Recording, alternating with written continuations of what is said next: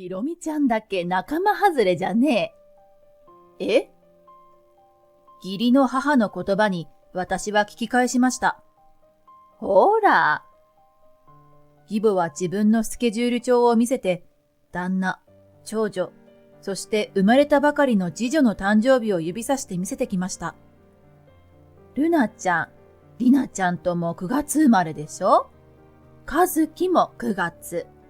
でも、2ページ前に戻ってある日付を指さします。あんただけ7月。仲間外れじゃ。仲間外れ？リナを産んだ2日後だっていうのに、生まれたばかりのリナを見に産院に来た義母の突然の言葉に私は絶句しました。産後間もない私におめでとうも頑張ったねもなく仲間外れって。私はひろみ、現在33歳、リナを産んだばかりです。夫の和樹は大学からの知り合いで、そのまま卒業後に結婚しました。長女ルナ、次女リナを授かって、家庭自体はとても満ち足りたものでした。この義母以外は。義母はいつも誰かと一緒でないとダメな人でした。それこそデパートにもトイレにも一緒に行こうの人。そしてランチに行けば周囲をぐるっと見回し、一人でテーブルについている人を見かけると大声で、仲間外れで一人でご飯食べちょるよ、あの人。友達も身寄りもないんじゃねえ。と言って笑います。私はそのおかしさが全くわかりませんでした。というのも、私はそれこそ一人ご飯が気楽だし、一人でいる時間も大切だと考えるタイプだったからです。義理の父は亡くなっていて、私たちが結婚するとき、義母は同居を申し入れてきました。理由は、私を仲間外れにすれば、世間があんたたちを笑うというものでした。理解不能の言い回しでしたが、その時は介護も後々来るだろうし、2階に部屋を作ればお互いのプライベートも保てるだろうとあまり深く考えず、同居を OK してしまいました。これが最大のミスだったとわかるまで時間はかかりませんでした。同居して間もなく、この仲間外れという義母の考えが私への嫌がらせとなって降りかかることになったのです。図書館に一人で行けば、きっとみんなに言えないようなおどろおどろしい本を借りている。映画に一人で行けば、人と一緒には見られない恥ずかしい作品を見に行っている。挙句一人でカフェに行けば、あんな場所に一人で行くなんて家族に不満があるとしか思えない。ことあるごとにイチャモンをつけてくるのです。一人で行動することが義母の思考回路には全くないのです。客観的に見れば暴論甚だしいのですが、それでも義母の中では揺るぎません。一人行動が好きな私は、それを悪だとあざけられるのがとても苦痛でした。そんなおかしな価値観に耐えていたある日、騒ぎが起きました。長女のルナが小学校に上がったばかりの頃、私が妹のリナを幼稚園に迎えに行って戻ってきた時でした。義母が怒鳴りながら2階から降りてきました。ちょっと、ルナちゃんが子供会に入らんかったと聞いたんじゃけど。子供会？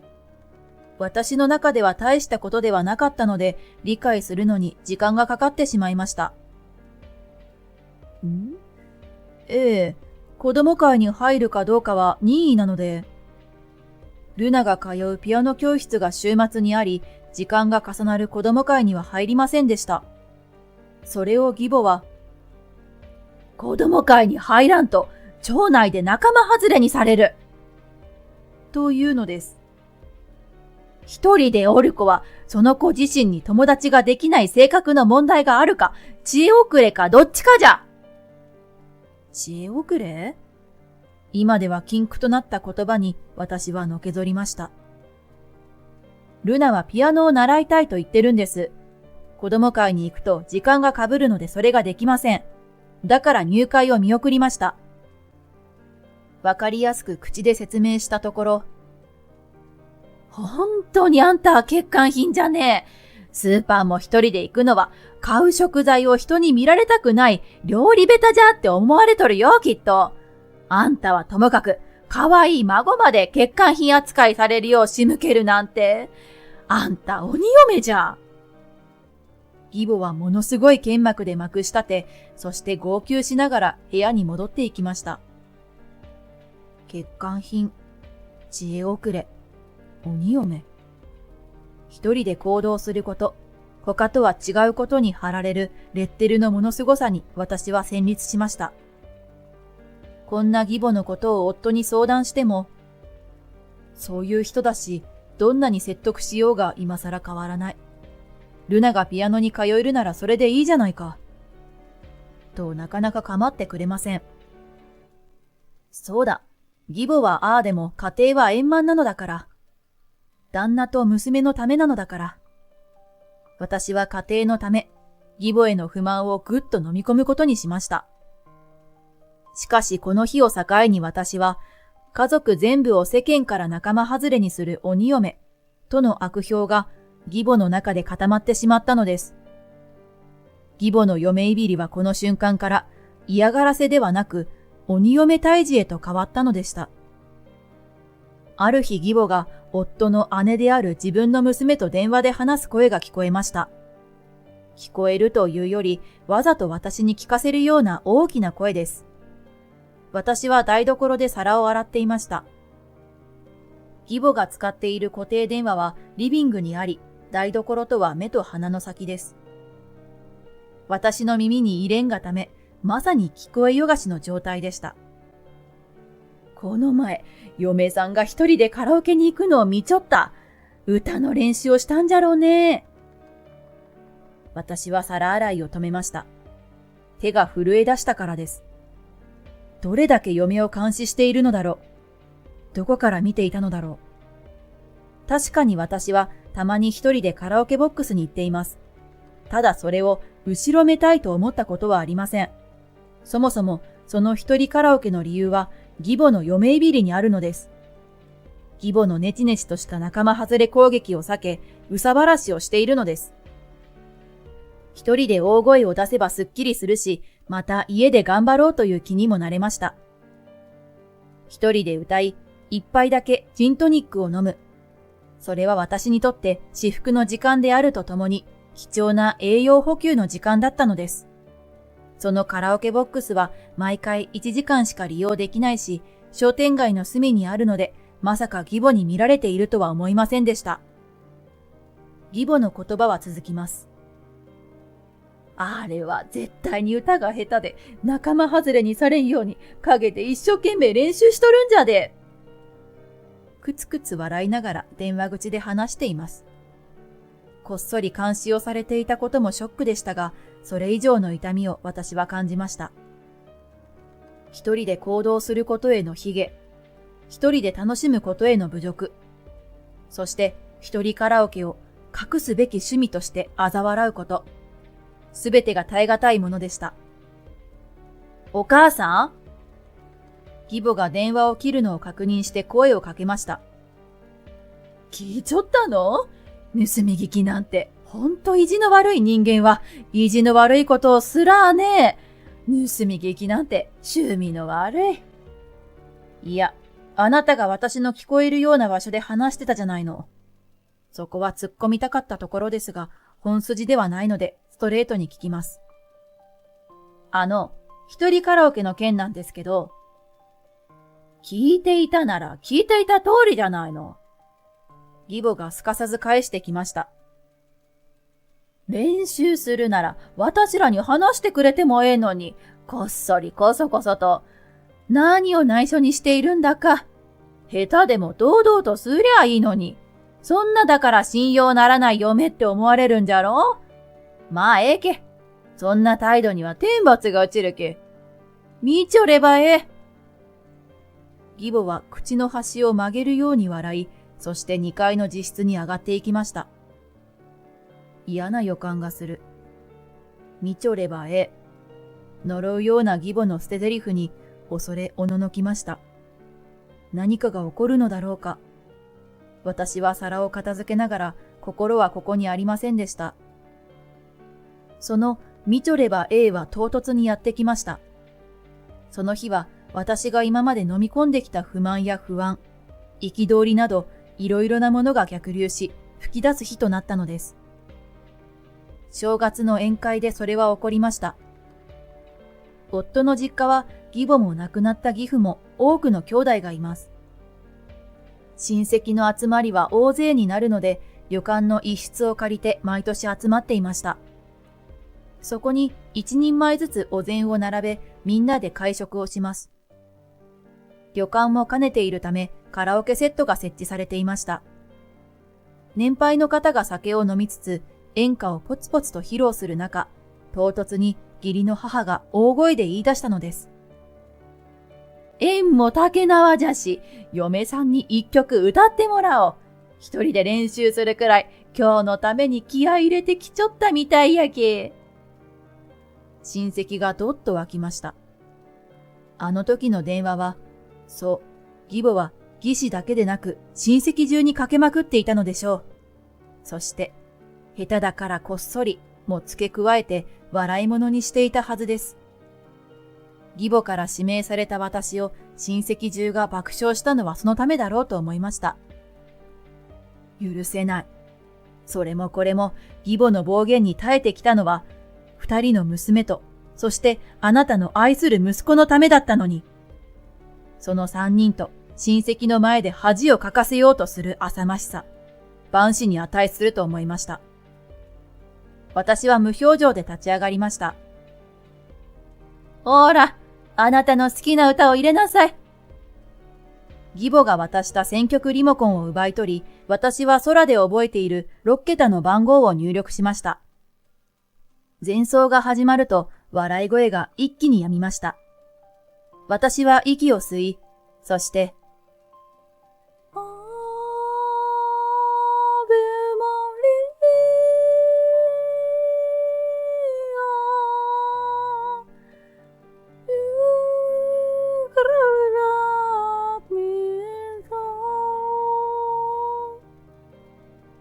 そう、私の選んだ曲は、エレンの歌第3番。つまり、シューベルトのアベ・マリアだったのです。この曲は、叙情詩古城の美人に出てくる古城の貴婦人であるエレン・ダグラスが王様から追われる中、聖母マリアに助けを求めて祈りの言葉を唱える歌です。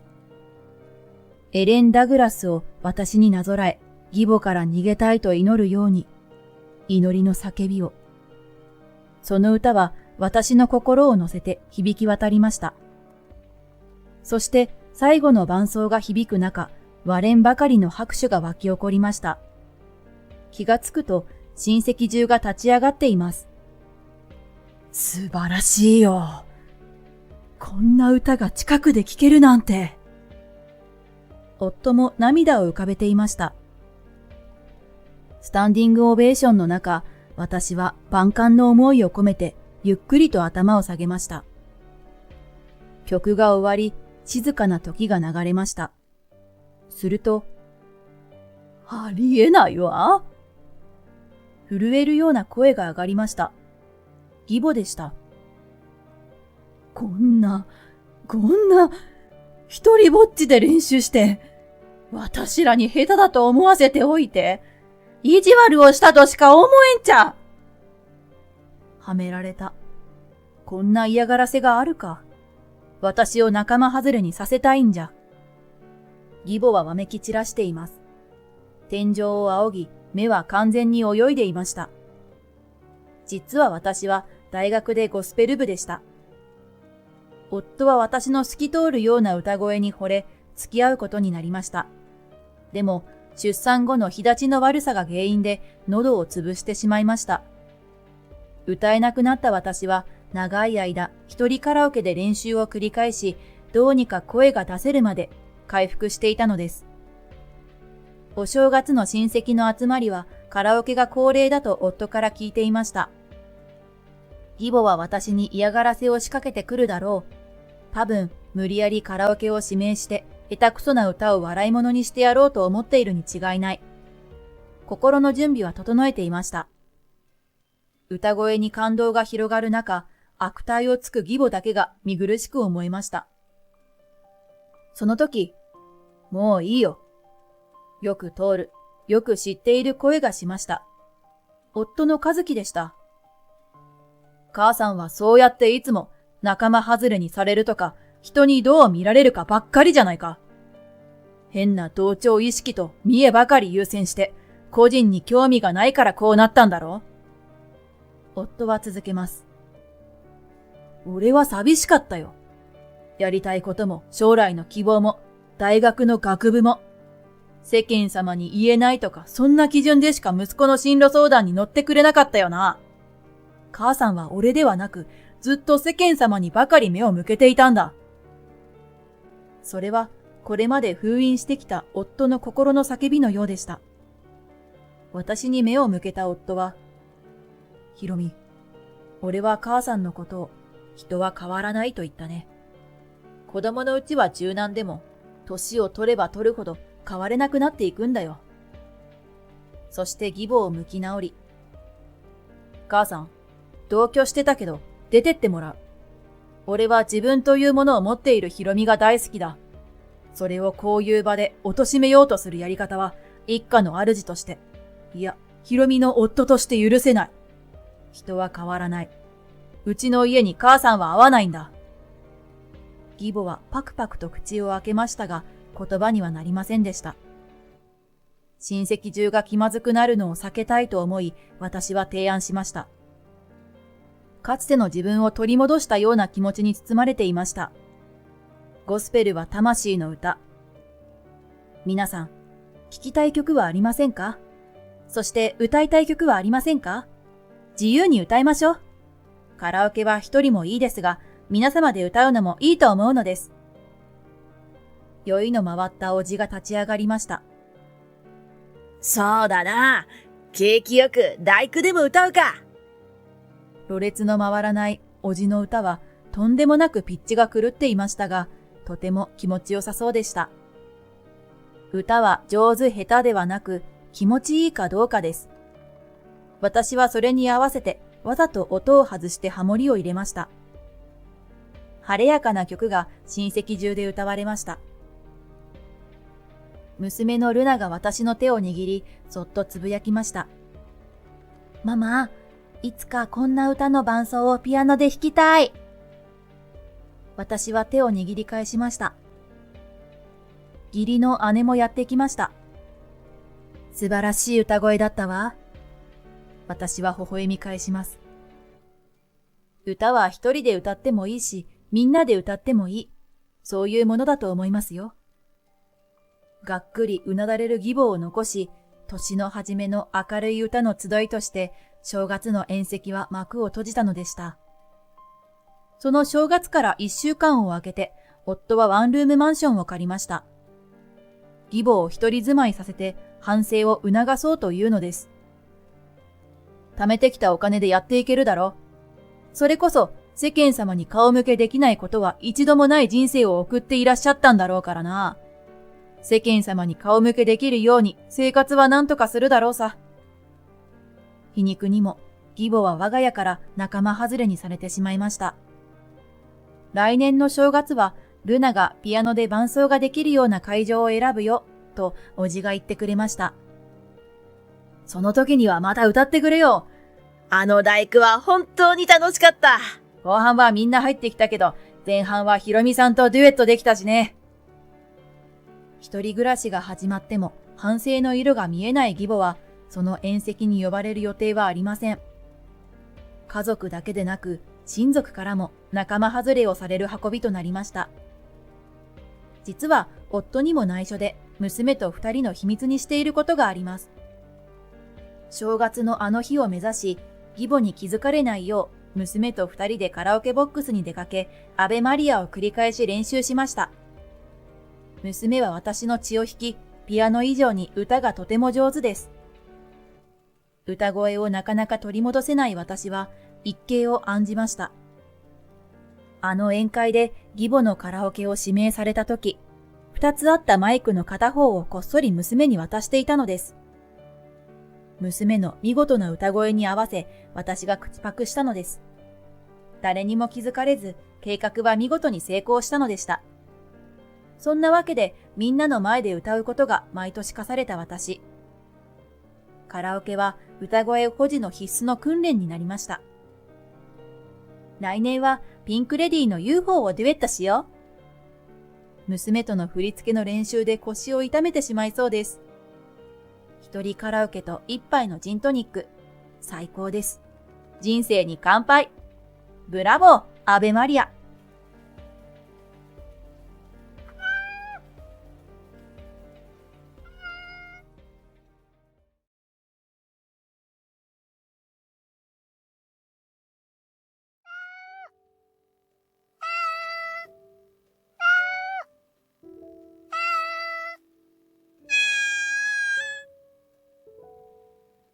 俺の名前はアツト。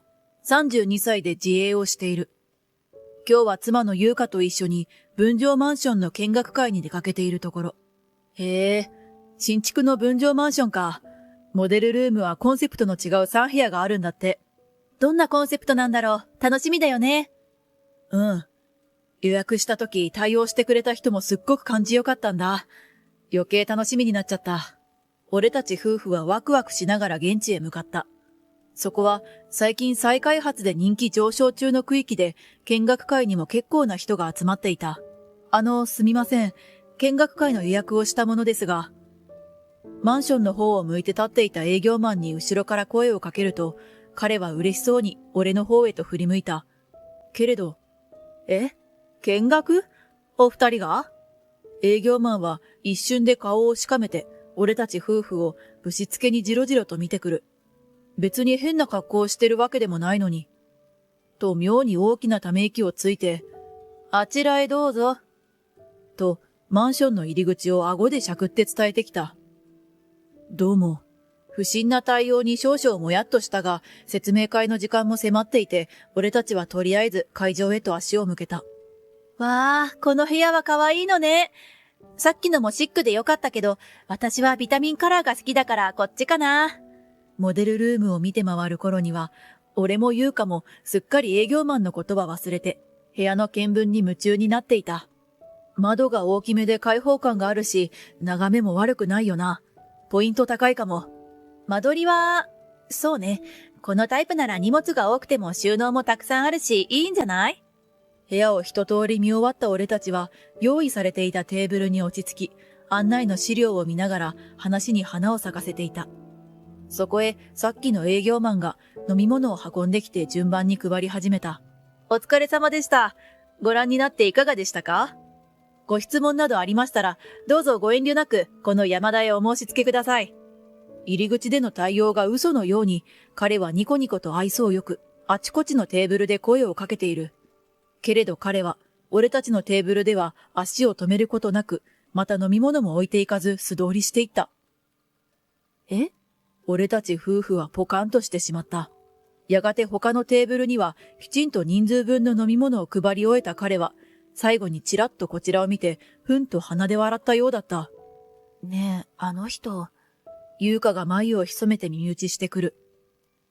入り口であからさまに態度が悪くなった人よね。そうだね。その後も俺たちの手元には飲み物どころか欲しい資料もうまく回ってこず、息の浮き立つ気持ちはどこへやら、すっかりもやもやと嫌な気分になった。広告は当たりだと思ったんだけどな。やはり残念そうな優香とため息混じりに帰ろうとしていると、さっきの山田という営業マンの声が聞こえてきた。どうやらもう客はいないと思い込んでいるらしい。はぁ、今日の勘違いカップル、痛いよな。周りとの格の差に自分で気づけねえって哀れじゃね？ないないと山田さんは首をすくめている。遠目にさ、コインパークに車止めてんの見えてたのよ俺。あいつらちっこい系で来てやんの。だからまさか見学会の参加者とは思ってなかったってのに来やがったんだぜ。格好も地味っていうか貧乏くせえし、てめえらの格を知っとけって話だよな。俺は優香と顔を見合わせた。どうやら山田さんは俺たちのことを話しているらしい。確かに俺たちは K で会場まで来ていた。服も見学会で見かけたブランド品を身にまとったような人たちに比べたら地味に見える格好だったかもしれない。あんな奴らに俺の貴重な時間をくれてやるなんてもったいないだろ？無視してやったわ。ポカーンだったぜ、あいつら。山田先輩、それって良くないんじゃ。今度から飲み物とか資料は私が。耳障りに笑う山田さんに反論したのは、どうやら彼の後輩のようだ。うるせえぞ、田畑。新人のくせに出しゃばるんじゃねえ。契約はあくまで俺が進めるんだよ。まさかお前、インセンティブ狙って先輩出し抜く気じゃねえだろうな。いえ、そういうつもりは。柄悪く絡む山田さんに、田畑と呼ばれた後輩は困り顔で口を閉じていた。その後のやりとりから、さったな準備は全部後輩の田畑さんがしていて、山田さんはいいとこ取りの接客をしているらしいことが分かった。なんだか気分悪くなっちゃったよね。帰り道、優香がため息をついた。こういうのってずっと覚えてるものだから今日のマンションはやめとこっか。モデルルームは素敵だったからもったいない気はするけど、なんかちょっと嫌だな。俺も同意見だよ。話を進めるとしても、山田さんとまた顔を合わせなくちゃならないだろうし、今日のことを考えたら対応は目に見えてるもんな。俺たちは話し合って別の物件を当たることにした。2週間後。アツと、この物件どう思う？優香が PC の画面を指して言う。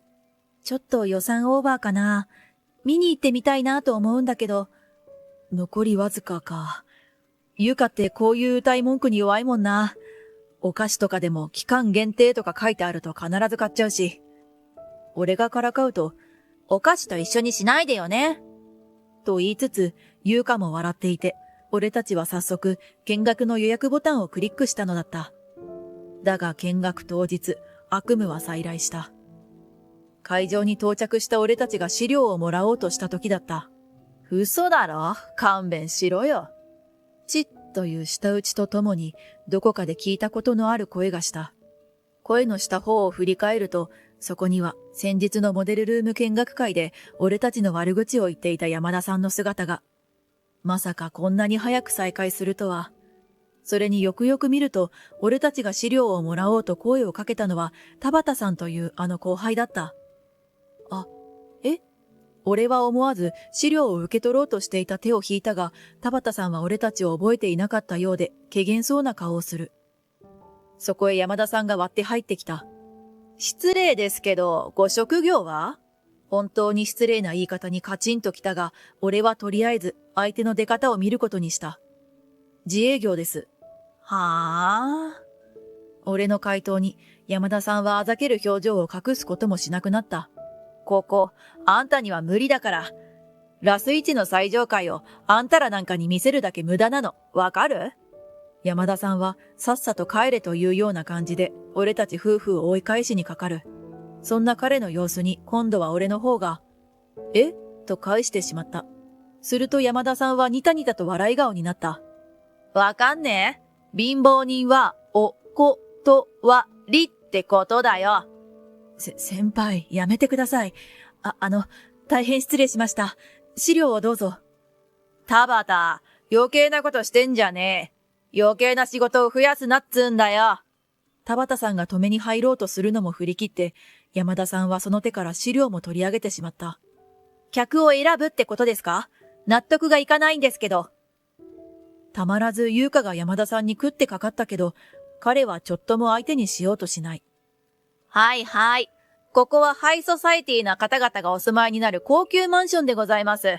貧乏人は入場をお断りしてます。と、あくまでも帰れとアピールする。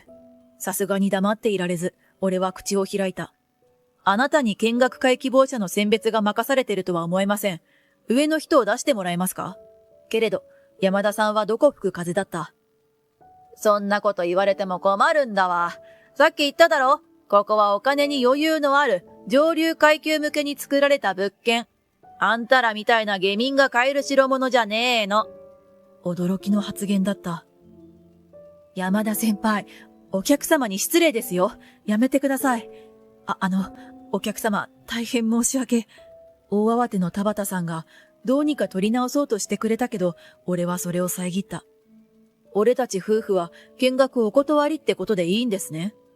すると山田さんは勝ち誇ったような笑顔になり、その通りでございます。と、陰銀な態度でお帰りはあちらと出入り口を指し示した。頼まれてもお断りだわ。隣で黙っていた優香も切れて、俺たちは奮然と会場を後にした。待ってください。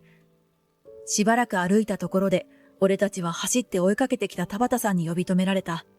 本当に申し訳ありません。私が謝っても取り返しがつかないかもしれませんが、本当に大変失礼いたしました。どうお詫びを申し上げたらいいやら。田畑さん、戻った方がいいですよ。すみません。追いかけてきたりして、もっとご気分を害されましたよね。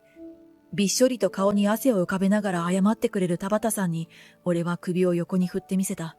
あなたが誠実な人だということはよくわかりました。お気遣いをありがとう。でも今日は帰ります。あなたも早く戻らないと山田さんに怒られるんじゃないですか。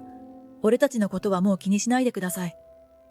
でも、来た道を気にしながらも田畑さんはまた俺たちに深々と頭を下げる。田畑さん、私たち本当に怒ってないので大丈夫ですよ。山田さんには腹が立つし、こんな嫌な思いをした後にお部屋を見ても買いたいって思えないだろうから帰るけど、物件探しを諦めるつもりはないから。優香がにっこり笑って言った。もう山田さんには会いたくないし、あんな人からはどんないいお部屋でも絶対買いたくないけど、もしまたご縁があったら、私は田畑さんに担当してほしいわ。お願いできます？はい、もちろんです。とっておきの物件にご案内させていただきますね。田畑さんがビシッと90度のお辞儀をするのを俺たちは微笑ましい気持ちで見ていた。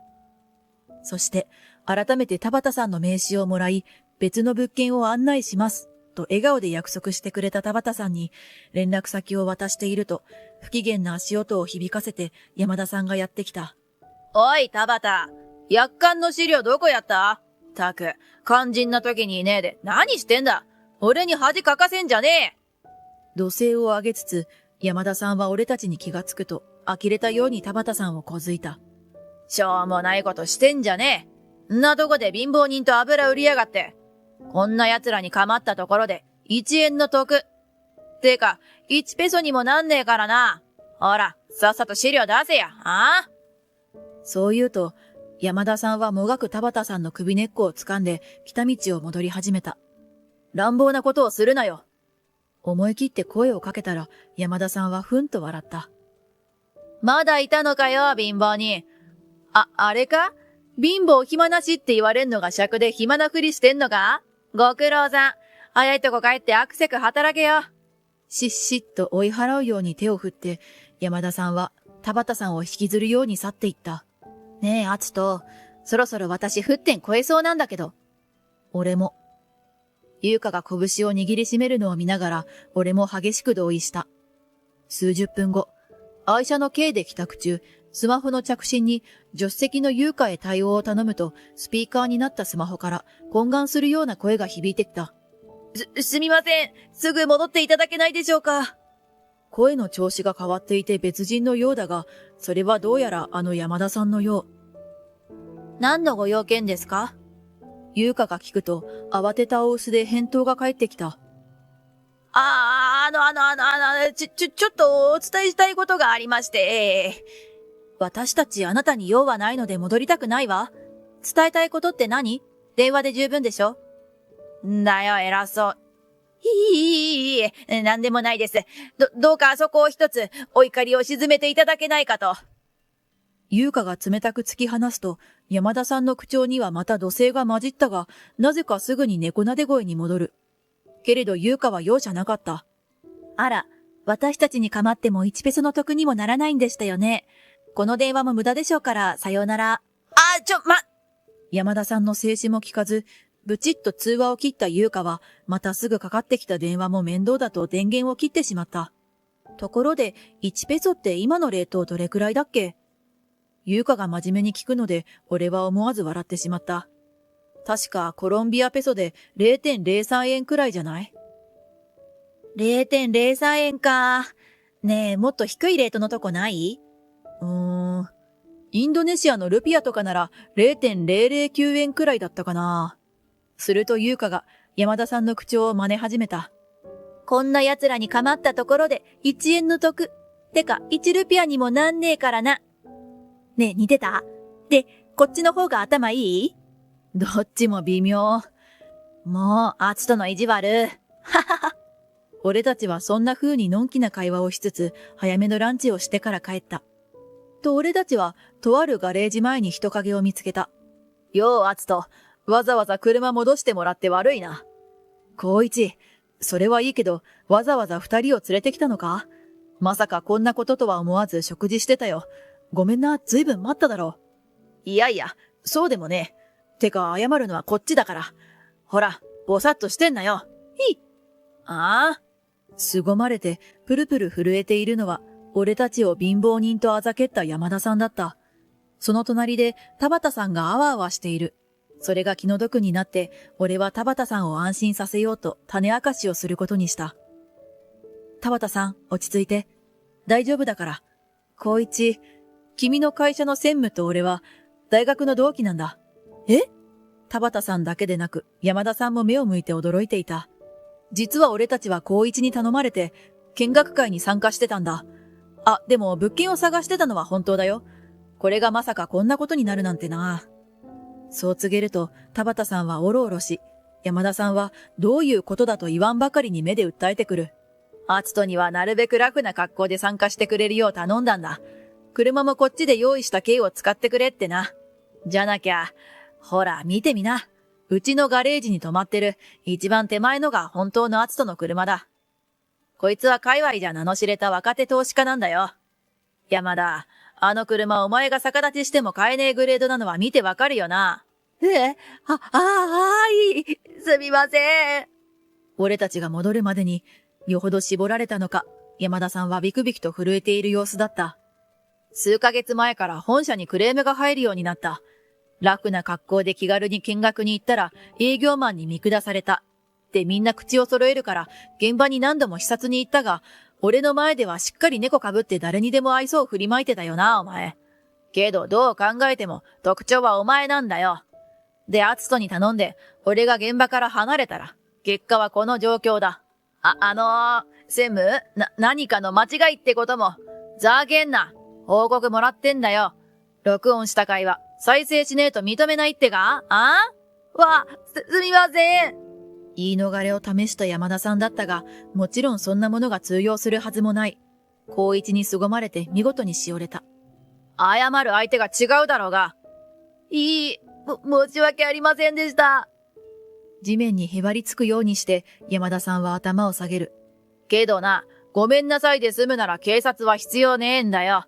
これで終わると思うなよ。きっちり責任取ってもらうからな。損害賠償請求とつぶやく光一の言葉を聞いて、山田さんは改めて縮み上がり、泣きそうな顔になった。すみません。本当に自分が悪かったです。だから賠償金とかそういうのは。山田さんは、なんと俺と優香にかばってもらおうとでも言うのか、拝むようにしてすり寄ってくる。その首根っこを掴んだのは光一だった。ふざけたこと抜かしてんじゃねえ。見た目で勝手に思い込んで相手を貧乏人呼ばわりだと？金持ちが全員ギラギラしてると思ったら大間違いだ。お前のとんでもない対応のおかげで、どれだけ太い顧客からのキャンセルがあったと思ってる。低い声で説教されて、山田さんはますます小さくなるばかりだった。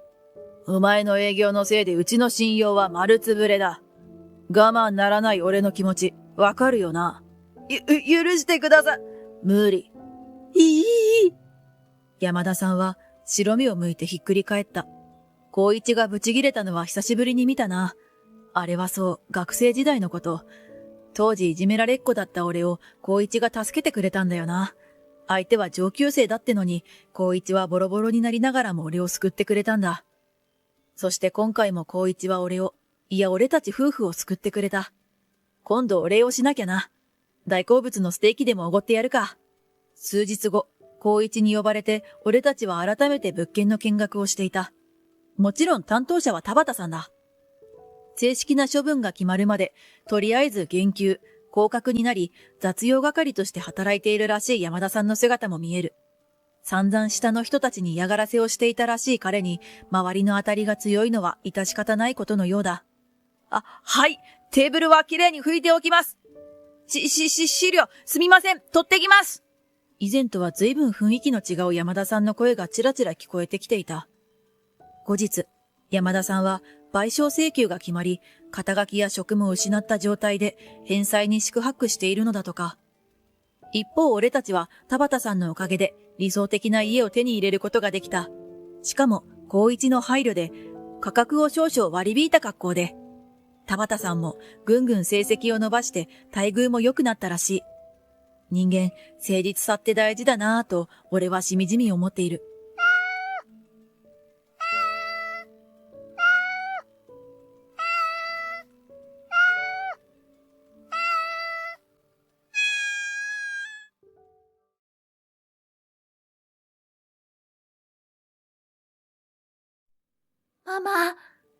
ママってば、起きてよ。突然体を揺さぶられ、うっすら目を覚ますと、ぼんやりした視界の中に緊迫した娘の顔が飛び込んできた。私はゆっくりと体を起こし、娘に問いかけた。どうしたの？怖い夢でも見た？違うの。ママお願い。今すぐパパから逃げよう。早く。その一言で寝ぼけていた頭が一気に覚める。その後、娘の口から語られる衝撃発言に私は呆然とするのだった。私はひろみ。共働きをしながら7歳の娘を育てているごく普通の35歳。天真爛漫な娘、マリンはとても可愛くて私たちの宝物だが少し変わっている。というか不思議なところがある。ママ、傘忘れてるよ。その日の天気予報は晴れ時々曇り。雲は厚いものの、ところどころ晴れ間も見えていた日だった。娘より先に家を出ようとして呼び止められたのだ。大丈夫よ。今日は降水確率 10% だし。ママびしょびしょになっちゃうよ。夢で見たもん。ちゃんと傘持って行ってね。娘に手渡され、しぶしぶそのまま出勤すれば、嘘。帰る直前になってゲリラ豪雨に遭遇したのだ。驚きつつ、傘をびしょ濡れにして帰ると、同じように濡れた娘の傘が傘立てに立ててあり、家に入ると、おかえりママ。ね、言った通りだったでしょ？と自慢げに出迎えられた。こんな風に娘はまだ言葉が拙い頃から天気を的中させたり、夕飯のメニューを当てたり、と予知能力というには大げさだけど、ちょっと不思議な力を持っていた。そんな性質を持った子だからか、友達同士で遊ぶと浮いてしまうこともあるらしいが、本人は全く気にしていない様子だ。何より家族である私たち自身、それが娘の個性だと受け止めていたし、それ以外はごくごく普通の可愛い女の子だ。娘のことより気にかかるのは同い年の夫、健三のことだった。夫とは結婚相談所を介して出会った。当時の私は仕事一筋でバリバリのキャリアウーマン。稼いでいたけど、異性とまともに付き合ったこともなく、痺れを切らした両親に言われて結婚相談所に登録した。妻の私が言うのもなんだけど、当時の夫は今以上に男前でときめいた。しかもフェミニストで、私はたちまち陥落。お互い結婚を視野に入れて付き合っていたおかげで、トントン拍子に話が進み、今に至るというわけだ。そんな夫との結婚生活も今年で10年。最近はずっと帰りが遅く、いつも朝帰りだ。娘は大きくなったとはいえ、まだ7歳。まだまだ手がかかる娘の世話や家事と仕事の両立に、夫の手助けが全くないのは正直大変で、理由を聞けば、このご時世何をするにもお金がかかるんだし、娘のためにもできる限りお金を貯めとかなきゃ。いつ何が起きてるかわかんないんだから、こうやって一生懸命働いているんだよ。と言われてしまった。娘のためと言われれば文句は言えず、私は仕事と家事とワンオペ育児に振り回される毎日を送っていた。そんなある日のこと、珍しく早く帰ってきた夫を出迎えると、切羽詰まった表情を浮かべている。そのあまりの雰囲気に娘をその場から遠ざけると私は尋ねた。どうしたの？何かあった？実は、仕事を辞めたいんだ。え？寝耳に水とはこのことだ。娘が寝た後、改めて話を聞くと、どうやら仕事の人間関係がうまくいっていないゆえ、やりがいも見出せなくなり、仕事に行くのが苦痛になっているとのことだった。頼む。もう辛くて。落ち着いたらすぐに再就職するし、それまでは家のことは俺が全部やるから。本音はやめてなんか欲しくない。でも、無理をさせて体を壊してしまったら元も子もない。わかったわ。私はしぶしぶ夫の願いを受け入れることにした。間もなく私は仕事に本腰を入れるようになり、夫は主婦になった。夫の家事のやり方や内容は私がしていた頃に比べて雑だった。特に気になったのは食事だ。娘も寝つく夜の9時を回って家に帰り、夫の手料理を食べるのだが、揚げ物などが多く、しかも味付けは驚くほど濃くて、白米と水が必須だった。初めて食べた時には思わず問い詰めてしまった。何よこれ。まさかあの子にも同じもの食べさせたの？いやいや、子供用にはちゃんと薄味を意識してるの作ったよ。メインだって適量にしたし。疲れてるだろうし、しっかりした味付けの方がいいと思ったんだけど。揚げ物多すぎ、野菜少なすぎ。味噌汁は出汁の味ほとんどしないじゃない。私も子供用の味付けで十分だし、内容ももう少しバランス気をつけてほしいわ。そう何度言っても味付けもメニューもほとんど変わらなかった。残そうとすると、明日あの子と一緒に食べるから。と言われる。冗談じゃない。娘に食べさせるくらいなら私が食べる。仕方なく完食すれば、夫はお詫びにとデザートを食後に出すようになった。そして私をねぎらおうと思ってくれているのか、晩酌セットと言って毎晩お酒とおつまみを作ってくれるようになった。今まで私はあまりお酒を飲むこともなかったし、こんな時間から甘いものを食べることもしていなかったが、夫の行為を無下にすることもできない。いろいろと思うこともあったが、私を思っての手料理だし、主婦として頑張っているのに変わりはない。家事を一切しなくていいのは楽になったからと、基本的に目をつぶるようにしていた。私が一家の大黒柱として働き出して半年が経った頃、私は久しぶりに丸一日何の予定もない休日を過ごすことができた。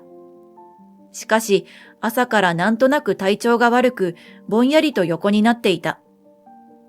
最近、熱があるわけでもないのに、体が気だるく頭痛がする。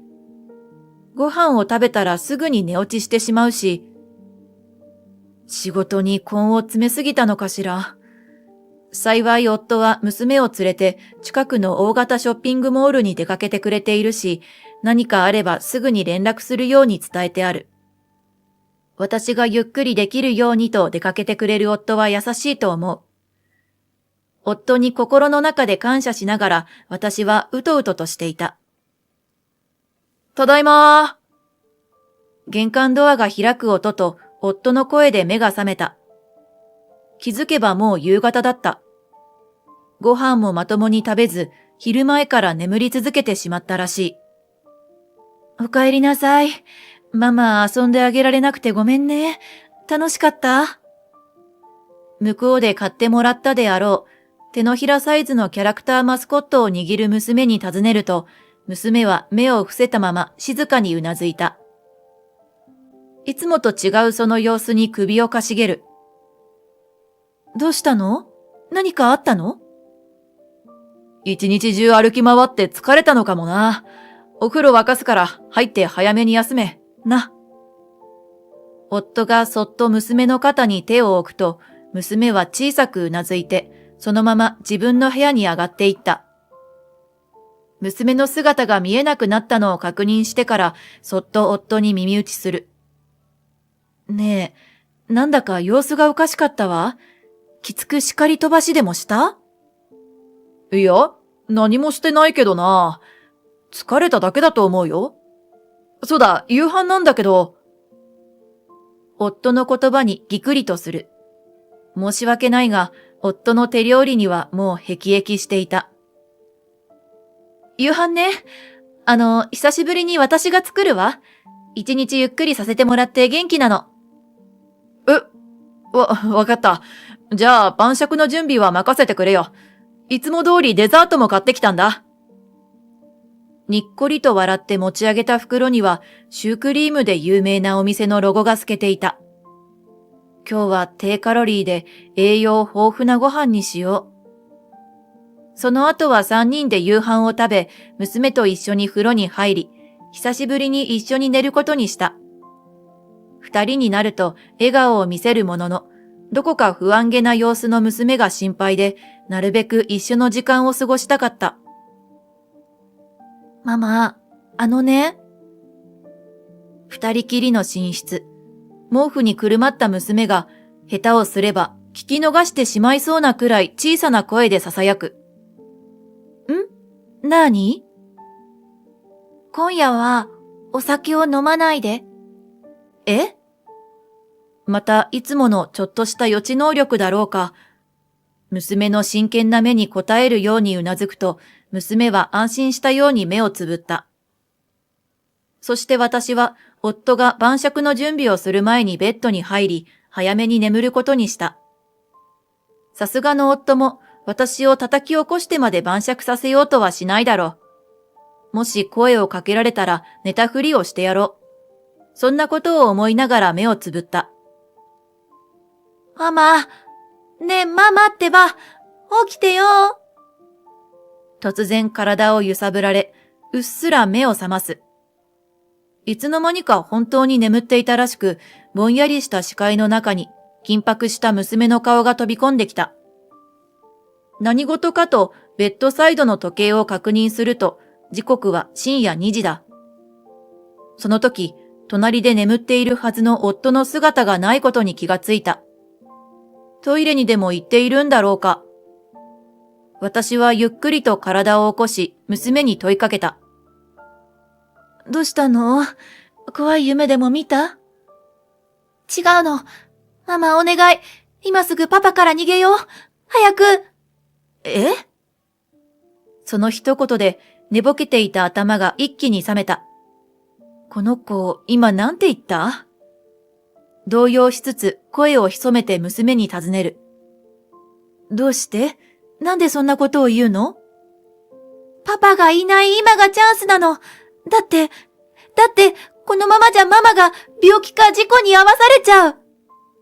どういうこと？娘の衝撃発言に呆然とした私を見つめて、娘は耐えきれなくなったようにボロボロと涙をこぼした。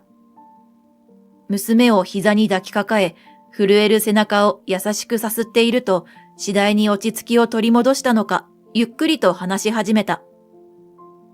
娘曰く、ショッピングモールでトイレから帰ってくると、夫が電話をしていたという。電話をしている人がそばにいるときには、お話の邪魔をしないように静かにしなさい。昔から口酸っぱくそう言っていたこともあり、娘は静かに夫に近づいたそうだ。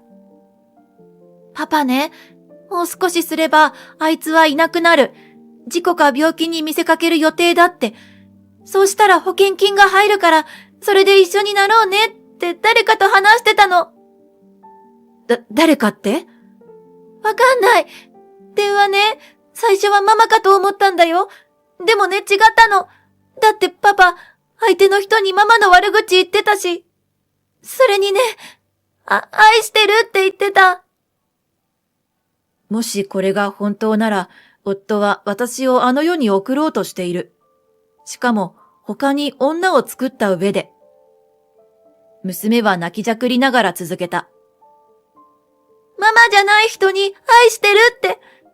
びっくりして思わずパパって呼んだの。そしたらパパ、すぐに電話切ってね。いつからいたんだって聞いてね。今さっきって言ったらニコニコ笑って。ママには秘密だよって。言わなかったら可愛くて優しいママができるからねって。娘はそう言って目と鼻を真っ赤にしながら私に抱きついた。でも、私ママがいいもん。可愛くて優しいママなんかいらない。私のママが大好きだから。娘は声を上げて号泣しながら私にすがりついた。その瞬間、娘にこんなことを言わせてしまったことへの申し訳なさと、夫への怒りで涙が溢れてきた。父親である夫の言葉を振り切って私を守ろうとした娘。どれほど怖かっただろう。どれほど勇気が必要だっただろう。その後、私は娘を抱きかかえたまま玄関に降りた。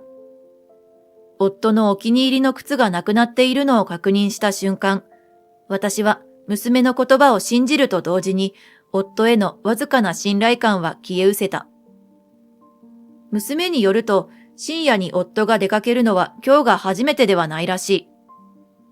夜中にトイレに行った時に何度か家を出る瞬間を見ているそうだ。どうしてこれまで一度も気づかなかったのかしら。熟睡してるにしてもめったに起きてこない娘がその姿を何度か見てるというなら高頻度なはずだ。次々と湧き上がってくる夫への疑念に首をかしげた私の裾を娘がぎゅっと握りしめる。そうだ、今はそれどころじゃない。娘の気概に応えなくちゃ。晩酌をしなかったおかげか、寝覚めも頭もいつもよりすっきりしている。私は娘の目をしっかりと見つめた。マリン、今パパから逃げたらもうパパとは会えないかもしれないよ。それでもママと一緒に来てくれる？うん。私パパ怖い。ママがいい。ママとずっと一緒にいたいもん。よし。私は覚悟を決めた。幸い今は娘も夏休みの真っ只中。娘に必要なものをまとめるように伝えると、私も手早く荷物をまとめた。と、貴重品を入れた引き出しの中身を確認して唖然とする。まさかと思い、めったに開かない他の引き出しを開ければ案の定だ。失望と同時に怒りがメラメラと燃え上がるが、とりあえず今はここを出るのが先だ。私たちは夜明け前に慌てて家を出ると実家に身を寄せることにした。両親は早朝からやってきた私たちに驚いていたが、家を出る寸前に見つけた諸々を見せ、娘から聞いた事情を話すと優しく受け入れてくれた。日が十分に昇ってから私は適当なメッセージを送った。お母さんが怪我をしたの、急遽娘を連れて帰省がてら、1ヶ月ほどお手伝いに行くから、その間留守をよろしくね。わかった。こっちのことは任せておいて。一晩の間に娘と嫁がいなくなったというのにあっさりしたものだ。きっと腹の中では一人好き勝手過ごせるとほくそえんでるに違いない。とりあえず今はおとなしくするけど、このままでは許さないわ。この子のためにもね。実家に着いた途端、涙の跡をつけたまま眠ってしまった娘の寝顔を見ながら、私はとあるところに電話をかけた。実家に避難して1ヶ月が経った頃、私は娘を母に預けて自宅に帰ることにした。スマホを胸ポケットに入れて、鍵を開けてリビングに入る。夫はスマホを前に頭を抱えていたが、私に気づくと何事もなかったかのようにヘラッと笑う。おかえり。急に帰ってくるなよ。びっくりするだろ。そうだ、ミルクと砂糖たっぷりのアイスカフェオレでも入れるよ。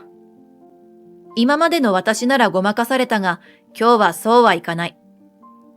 いらないわ。それよりこれ、書いてほしいの。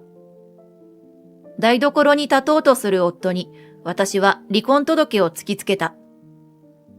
夫は離婚届を一別すると、大きくため息をついた。離婚か。でもまあ、お前のたっての願いなら応じるよ。想定内の反応だが腹が立つ。ケロッとした様子であっさりと受け入れた夫はニコニコしながら続けた。離婚してやってもいいけど、そっちから言ってきたんだし、財産分与なりなんなり、俺の希望を通してくれるよな。何言ってんの？支払うのはあんたの方でしょ？へ？ポカンとする夫。愛想笑いを浮かべながら、いやいやと首を振る。さ、俺なりにお前のこと支えてきたじゃん。こんないい夫に一方的に離婚届突きつけておいて。いい夫？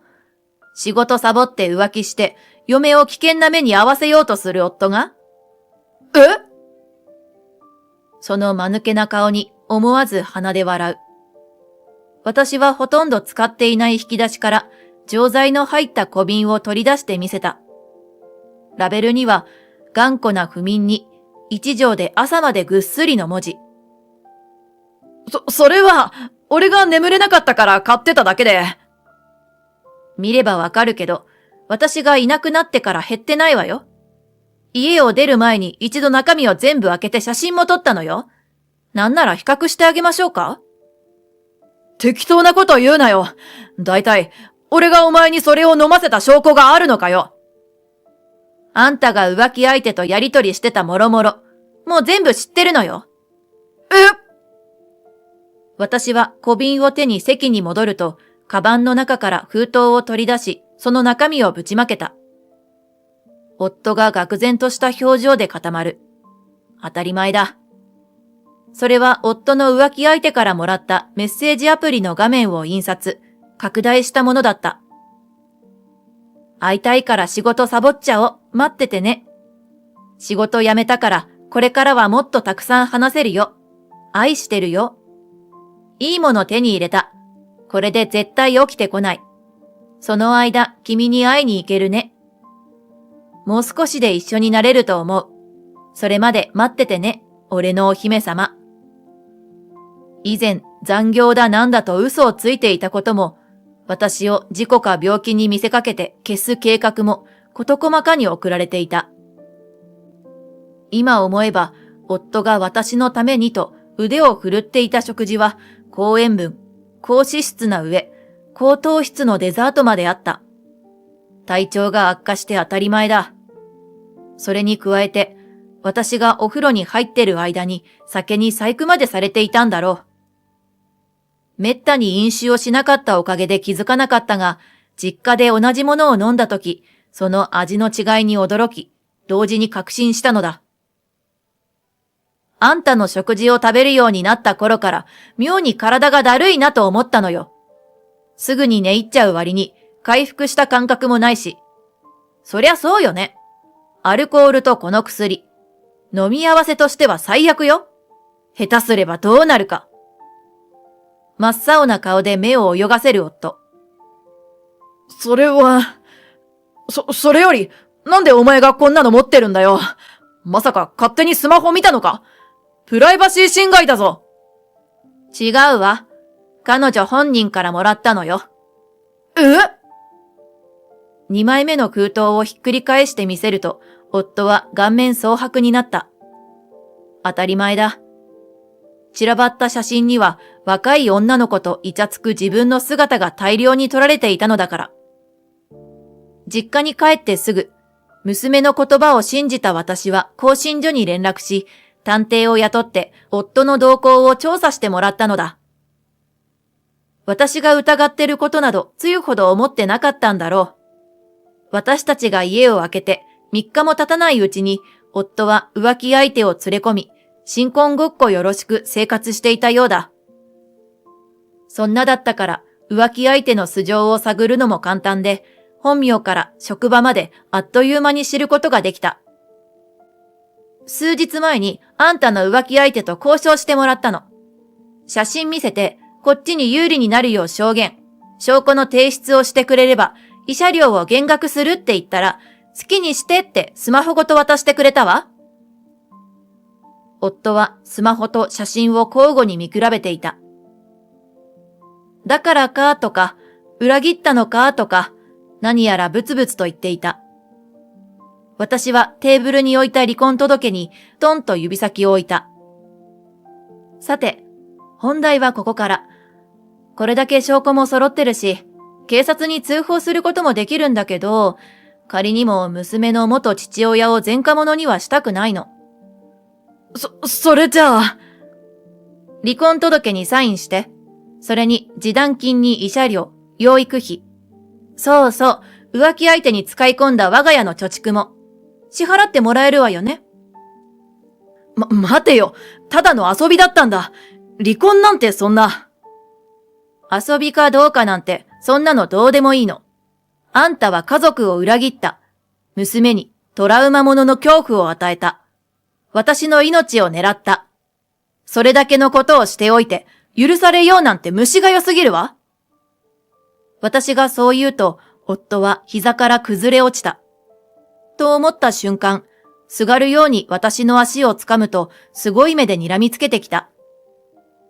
お前が可愛げない女なのが悪いんだ。だいたいこのまま黙って返すと思ってるのか？夫が拳を振り上げる。私は唇を結び、睨みつけると、スマホを取り出して眼前に突き出した。こんなこともあろうかと、家に入ってから今までずっと電話をつなげてるのよ。夫の拳が止まった。掴む手の力が抜けた途端、私は素早く立ち上がり、持ってきた資料を手早くまとめた。電話口にいる相手は私の父と弁護士の先生よ。すぐそばの角で待ってもらってるわ。いつでも入って来られるようにね。違うんだ。録音もしてるから、証拠として利用させてもらうわ。今後は弁護士を通じて話をさせてもらうから。言葉を失い、その場にへたり込んだ夫を背に、私は荷物を抱えて我が家から出た。そして先生と父の待つ車に乗り込むと、ため息を一つついてから、娘を見てくれているだろう母に連絡を取った。電話に出た娘は元気いっぱいに私を呼んだ。ママ、パパとのお話終わった？マリン、ごめんね。お話ししたけど、やっぱりパパとはもう住めないわ。帰ってきたのは沈黙だった。今になって小さな娘から父親を奪ってしまった罪悪感が私を襲った。覚悟を決めたはずなのに、ごめん、マリン。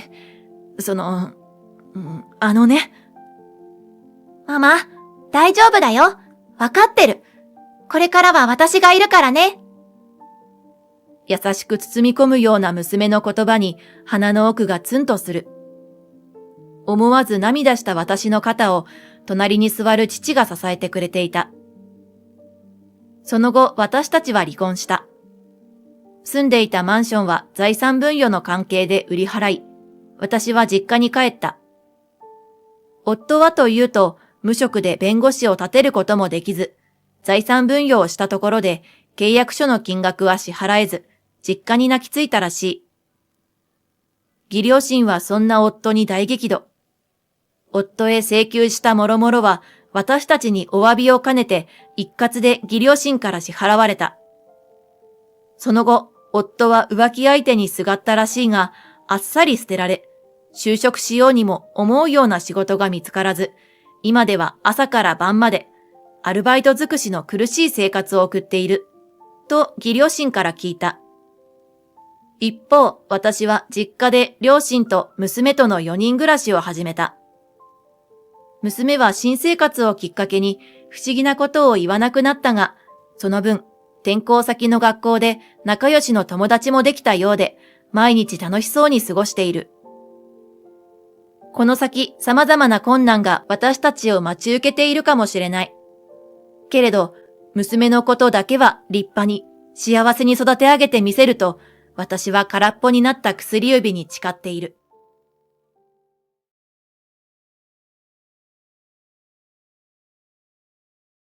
結婚式、欠席させてもらう。彼らが勝ち誇ったように言う。何をとぼけたことを。私たちは招待した覚えなどない。真実を告げると、まるで癇癪玉が破裂したかのように驚く彼ら。それもこれも自分たちで蒔いた種なのだからしょうがないのだ。私の名前はかなえ、32歳。5歳年下のゆうすけと結婚を約束している。彼は高校を出てからずっとカメラマンになる夢を追いかけ、フリーターをしていた。夢に向かって突き進んでいる彼の姿に私は共感していた。私は会社員として安定した仕事をしていたし、もし彼がお金に困ったら積極的に助けてやるつもりでいた。それくらい彼のことが好きだったし尊敬していた。ある日、俺、就職する。突然彼が宣言した。急にどうしたのよ。このままお前を待たせることなんてできない。結婚しよう。唐突なプロポーズだった。彼は雑誌の編集の仕事が決まった。結婚を約束してつつましく同棲生活をしてきた。義両親は私をとても良くしてくれたし、関係は良好だった。いい人と一緒になれる。そう思っていた。しかし、高卒同士の結婚ってなんかかわいそうだな。ほんとね。まあ、底辺同士お似合いってとこかしら。そう口にしたのは初対面のゆうすけの兄夫婦だった。兄さん、なんてこと言うんだよ。俺のことはまだしも、かなえのことを悪く言うなよ。彼は私をかばい抗議してくれた。面と向かって底辺呼ばわりする人がいるなんてとても信じられない。え？こんな人たちが親戚になるの？本当のことだろ？お前みたいな底辺でも結婚できるものなんだな。これから先、高卒の旦那なんて苦労しそうよね。あ、でも、かなえさんも高卒なら関係ないか。義兄夫婦はどうやら私たちを馬鹿にすることを最大の楽しみにしたいらしい。その場にいた義両親は厳しく諌めるが、義兄夫婦は聞く耳持たない。高学歴で高収入の自分たちが正義。疑問なんて何もない。兄さんたちはいつもああなんだ。誰かを蔑まないと気が済まない性格なんだよ。ゆうすけ曰く、義兄は昔からこうなのだとか。結婚したらまともになるかと思ったら、類は友を呼ぶ。正義という名の妄言を振りかざすロボット2体が合体して、最強モンスターが生まれた。って感じ。カメラマンなんて仕事は幼稚園児でもできるだろ？頭を使わないでただ写真を撮るだけなんて楽でいいよな。そんなことを言ってゆうすけを馬鹿にするばかり。スモック着て送迎バスに乗るカメラマン。そんなの見たことないですけど。当然私もやり玉に上がるのだ。ところで、かなえさんは何の仕事をしているの？と技師に聞かれた。会社の経理事務全般をしていることを伝えると、そんなアルバイトみたいな仕事なの？よく恥ずかしげもなく言えるわね。と大げさに驚いてみせた。ちょっと、この人たち失礼すぎない？私だけじゃなくて、世の経理職全員を敵に回している。かなえさんは高卒だし、その程度よね。義士はそう言って私たちを憐れんだ後、自分たちがいかにすごい仕事をしていて尊敬されているかを語り始めた。彼らはお互い証券会社の営業職をしていて、年収は同世代ではかなりいいらしい。社内では出世頭でみんなから尊敬されているのだとか。俺が指示を出せば課長や部長も逆らえないんだぞ。すごいだろ。さすが私の夫だわ。あなたたちも少しは見習ってね。はあ。私たちは話半分に聞いていた。それからも義兄夫婦は幾度となく私たちを馬鹿にしてきた。あまり関わらないようにしていたのだが、家を訪ねてきたり、義実家で顔を合わせたりと、関わり合いを完全に避けることはできなかった。あまり不自然に避けるのも大人げない気がして、なんとなく当たり障りのない関係を続けていたのだが、彼らは人をイラつかせる天才だった。ところで、かなえさん、お子さんはどうするおつもり？まあ、いずれは、と思っていますけれど。わかっているでしょうけど、長男夫婦が先よ。順番を考えてよね。いや、そういうことは授かり物ですから。私の言葉に義士はテーブルをバンと強く叩いた。何言ってるの？こういうこともわからないから高卒は嫌なのよ。世の中にはね、きちんとルールがあるの。長男夫婦が先に子供を産むの。わかった？あまりの剣幕に驚いて何も言えなくなっていると、義士は冷静さを取り戻したようで、我に返ってこう言った。でも、あなた方の子供も底辺になるんでしょうね。どういう意味ですか？だって、トンビが鷹を産むなんてこと、実際にあるわけないじゃない？それに比べて、うちはどっちも大卒だし、お互いエリートだし問題ないわ。この先が楽しみね。底辺は底辺のままだってことを証明してね。こんなことを言い放って、健やかでいられる神経がすごい。祐介はその言葉に怒りの声を上げた。いい加減にしてくれよ。なんだよそれ。人として恥ずかしくないのか？恥ずかしい？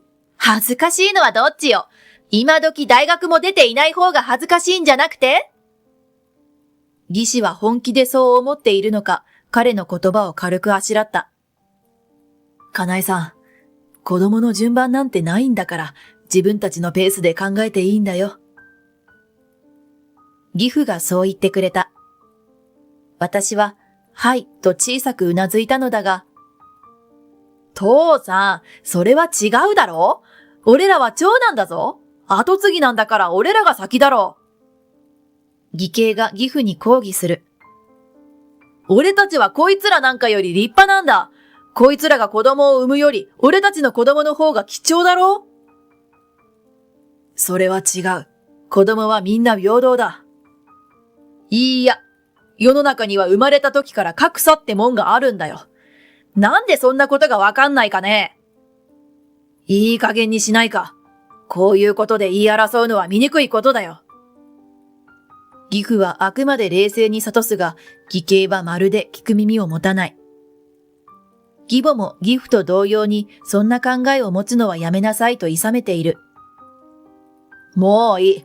話にならない。帰るぞ。まったく、長男夫婦をもう少し大事にしてほしいわ。そう言って二人は帰っていった。かなえさん、不愉快な思いをさせてごめんなさいね。いえ、お母さん。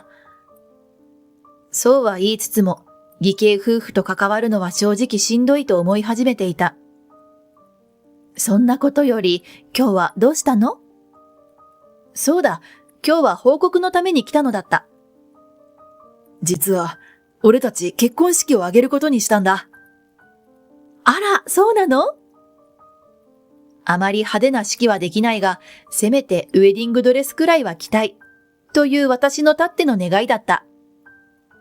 そうか、結婚式か。楽しみだな。ほんとね、お父さん。我が子の結婚式に出席できるなんて、長生きするもんだわ。何言ってるんだよ。父さんも母さんも、まだ還暦になったばかりだろ。一気に和やかになる。そう、私たちだけなら、この家は穏やかな空気に包まれるのだ。それから私と祐介は結婚式の準備で忙しかった。会場を決め、ドレスを決め、前撮りの日取りや出席者の選定など、やることは多岐にわたる。けれど、その準備すら楽しくて仕方がなかった。私が主役になれる特別な日を私自身がプロデュースする。楽しくないわけがないじゃない。そんなある日、私は義士から電話をもらった。相変わらず夫の自慢ばかり。もうすぐ夫は昇進する。だから最近毎日残業ばかり。でもお金を稼いできてくれるなら問題ない。それに、夫がいなければいいこともあるしね。唐突に軽口を叩いてきた。いいことですか？また、かなえさんわかってるくせに、浮気よ、浮気。夫に飽きると遊びたくなるのよ。こっちはお金があるから若い子はイチコロよ。いい年して、なんて気味の悪い人。夫を褒めたかと思えば自分の浮気を自慢したり。自己顕示欲のお化けだ。私はふんふんと聞き流していたが、そういえば、結婚式をするんだって？誰から聞いたんですか？そんなことどうでもいいの。それより式なんてやめなさいよ。恥さらしだから。どういうことですか？どういうことってそのままの意味だけど、あんたたちみたいな底辺が式を挙げるなんて出席する人たちがかわいそうじゃない。それに会場だってしょぼいし。お金がないのに無理しちゃって哀れだわ。夢に見た結婚式をこんな風に着なされるなんて。お姉さんには関係のないことでしょ？放っておいてください。関係ないことないわよ。結婚する以上、私とあなたは親戚じゃない。あなたが恥をかかないように進言してあげたのに。大きなお世話です。あまりにも露骨な侮辱に、私は思わず大きな声を出してしまった。確かに大きな会場ではない。地味かもしれない。だけどそれは私たちの身の丈に合ったところを選んだだけ。それに結婚式は私が小さい頃から夢に見た大舞台。どうしてそんなことを言われなくちゃいけないの？私は怒りに震え、ブチッと電話を切った。ただ、もしものためにと会話を録音しておいた。その日帰ってきた祐介に義士からの電話の内容を告げた。聞けば私たちが式場との打ち合わせから帰るところをたまたま義兄に目撃されたらしい。実は俺も同じような電話を兄さんからもらったよ。まったく、夫婦揃ってどんな神経してるんだか。彼も呆れ顔だった。俺たちは俺たちだ。自分たちが満足する式をあげよう。それで十分じゃないか。そうよね。どんな嫌がらせがあっても自分たちの幸せを考えよう。彼の力強い言葉に私は強くうなずいた。そして式の前日、私たちは義実家を訪ねた。いよいよ明日だね。楽しみだわ。お母さん、いろいろお手伝いいただいてありがとうございます。いいのよ。あなたの晴れ舞台なんだから、精一杯応援したかっただけ。義母には式場との打ち合わせや引き出物の選定、招待状の手配など様々なことを手伝ってもらったのだ。本当に感謝してもしきれない。祐介、お前もこれからはしっかりかなえさんを守るんだぞ。わかってるよ、お父さん。結婚式があろうとなかろうと、その気持ちに変わりはないさ。私はこの人と結婚して、義父と義母と家族になれるなんて本当に幸せだ。そう思っていたとき、玄関がけたたましく開いたかと思うと、義兄夫婦が乱暴に上がり込んできた。義兄はいつものようにふんぞり返って、義士は私を虫けらのように見ている。来てたんだ。ちょうどよかったわ。どうしたの急に。何か用？義母が尋ねると、義兄夫婦はソファーにドカッと座り込み、こんなことを言い出した。結婚式のことだけど、祝儀がもったいないから、俺たち欠席させてもらうよ。底辺の結婚式なんて時間とお金の無駄だしね。日本語としてはかろうじて意味がわかるが、人の幸せに公然と泥を塗りつけられると、さすがに頭が混乱した。はあ。祝儀も何もいらないわよね。だって出席しないんですもん。どうしても欲しいなら包んでやるから、きちんとお願いしろ。腕を組みながら薄ら笑いを浮かべている義兄夫婦。祐介と同じ生育環境なのに、どうしてこんなモンスターができたのだろう。そもそもお兄さんたち出席者に名前がないですよ。え？欠席も何も招待状は送ってませんけど。私がそう言うと、祐介と義両親もうんうんとうなずいている。ここにいる4人には周知の事実だ。そもそも招待状が届かない時点でおかしいことに気づかなかったのだろうか。お前らには常識ってもんがないのか？はぁ？兄夫婦を呼ばないなんて頭おかしいんじゃないの？自分たちから欠席すると言っておきながら呼ばれてないと知ると怒り出す。しかし招待していないのは事実なので改めて伝えた。お父さんとお母さんがそうした方がいいというので招待しないことに決めたんです。私たちの大事な式をお兄さんたちに台無しにされては困りますから。私が冷静にそう言うと、義兄夫婦はまるで石のように固まった。父さんと母さんが？嘘でしょ？まさか、実の親からそんな仕打ちを受けると思っていなかった義兄は、愕然とした顔をしている。なんでだよ！なんで俺が！そうですよ。お父さんもお母さんもひどいわ。義士が必死に抗議するも、義両親は鋭い目で彼らを睨みつけた。ひどいのはどっちだ？お前たちの態度は目に余る。弟たちを徹底的に馬鹿にして、何がエリートだ、バカバカしい。普段温厚な義父が怒りをあらわにするところなど見たことがない。こんなに芯の強い人だったのだと驚いた。お前たちは人として大切なことがまるで分かっていない。学歴や収入しか評価基準のない奴に出てもらわなくて結構だ。義父に援護射撃するかのように義母も声を上げる。あんたたちみたいな無礼者を呼んだら一族の恥だよ。おめでたい席で雰囲気をぶち壊しにされてたまるもんか。義父母のあまりの剣幕に義兄は色を失っている。義父はなおも手を緩めない。何度も言い聞かせてきたのに我慢の限界だ。お前は息子でも何でもない。二度と家に顔を見せるな。そう言って義兄夫婦を家から追い出した。義兄は驚きすぎて腰が抜けてしまったのか、玄関先で足をもつれさせすっ転げていた。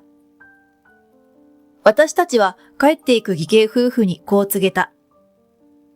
というわけで、招待していないので、欠席のご連絡は不要です。ご祝儀もいただきたくないので。それから今後、俺たちに関わらないでくれ。お前、いつからそんなに偉くなりやがった。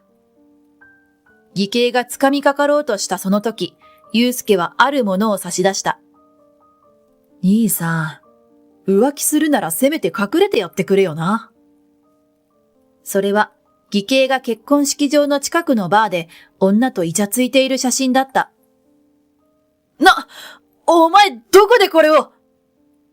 おかしいと思ったんだよ。兄さんの家にも会社にも近くない式場なのに、俺たちをたまたま見かけるなんて。調べたらこういうことだったんだな。あなた、どういうことなの？違う、これは。信じられない。今まで私を騙していたの？ショックを受けた技師が義兄を責め立てる。私はこの時とばかり、あの電話の録音データを出した。お姉さんこそ、お兄さんを責められないんじゃないですか？若い男の子と遊んだ自慢はどうなったんですか？今度は義師が固まった。誰も尋ねていないのに自分で勝手に浮気自慢をしてきたのだから、もはや言い逃れはできまい。証拠を残しておいた私のファインプレーだった。おい、お前どういうことだよ。俺が仕事してる間、お前は浮気してたのか？あなただって。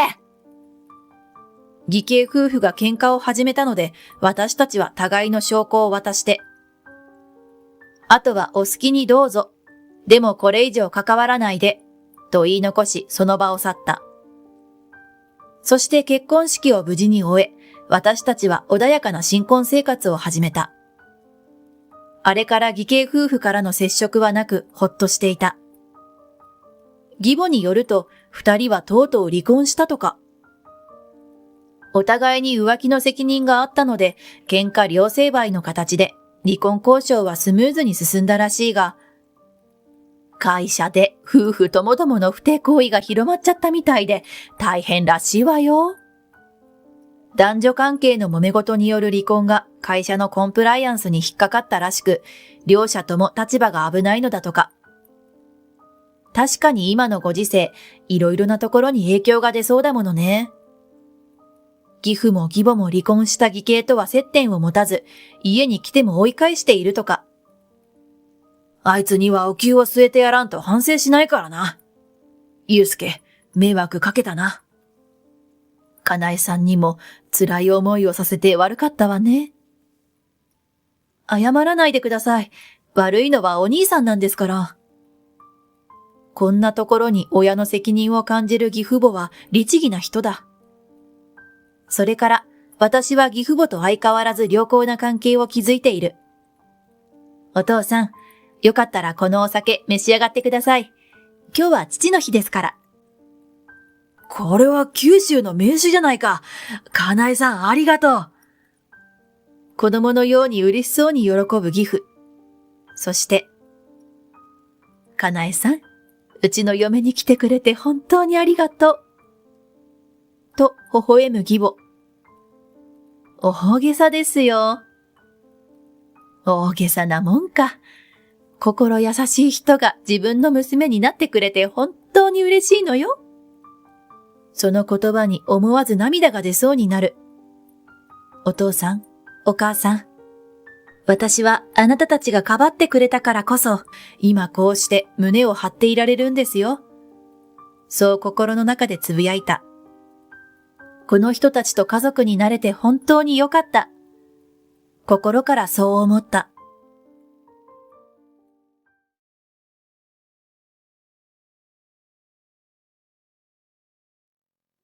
I was treated like a pawn at my parents' house. Oh, I'm the only one without expensive sushi, I sigh again. They took my beloved son away from me.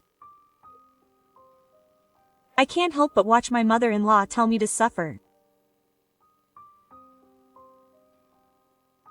Well, as I was sipping tea wondering what to do, my sense of duty strangely kicked in. You're not going to eat? Huh? There's no sushi. It's always like this. Immediately after that, my brother-in-law got mad. My name is Nomi. I'm a 33-year-old housewife who works full-time. I've been married to my husband Ya for 5 years. I'm worried that we don't have any children yet, but my husband is so confident that we'll have one soon that I can't take the first step. My life as a wife is neither good nor bad, just average. After 5 years, the newlywed feeling has completely disappeared, and our relationship as a couple is not particularly exciting. My husband's family has a family gathering once a year. We don't get together during New Year's or Obin because traffic is so busy, so we deliberately hold it at a different time, when it's a warmer time. I don't have any complaints about that, but the problem is how I'm treated. My husband has 2 older brothers and sisters, and my older brother is single and lives overseas. He never comes home. My 2 older sisters are married and live near my parents' house, but my husband has never come to a family gathering. Maybe he doesn't like going to his wife's parents' house because it's too much trouble. But I think that's the right thing to do. I don't really want to go either, but my husband won't listen to my opinion.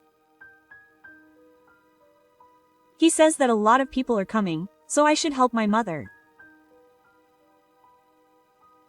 It's hard to say no when someone asks me to help, but if I really want to help, then it's fine.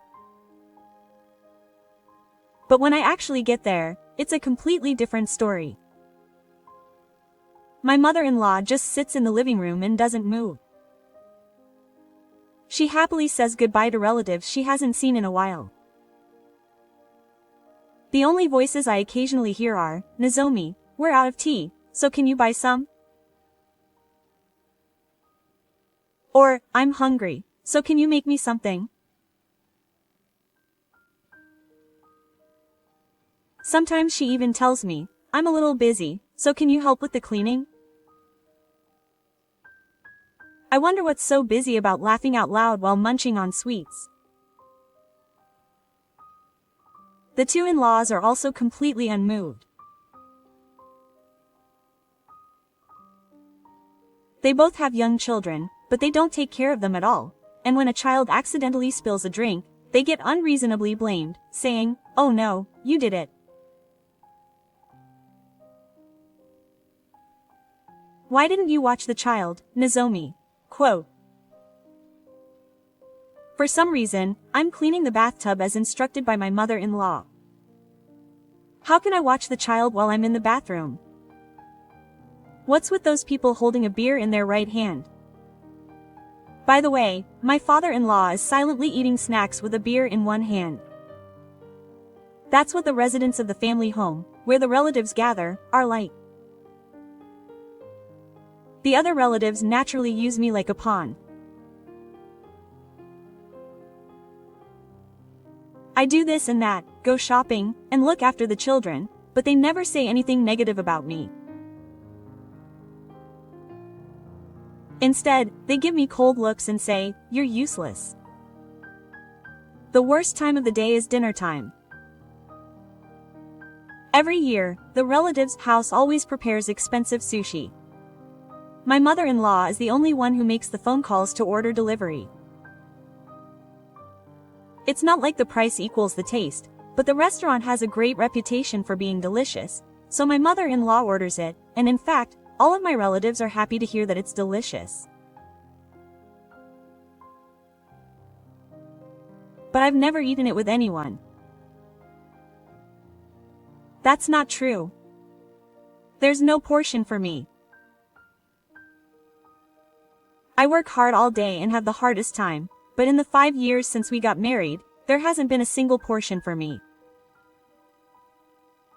Nozomi, those who don't work shouldn't eat.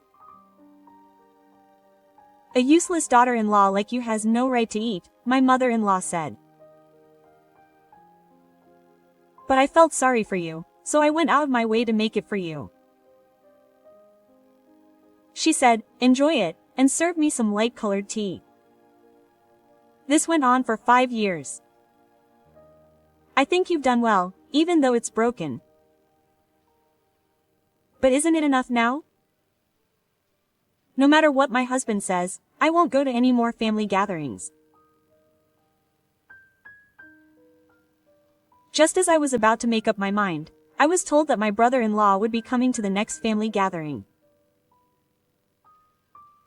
My brother-in-law, who lives overseas, only comes back to Japan once every few years, and I haven't seen him since our wedding.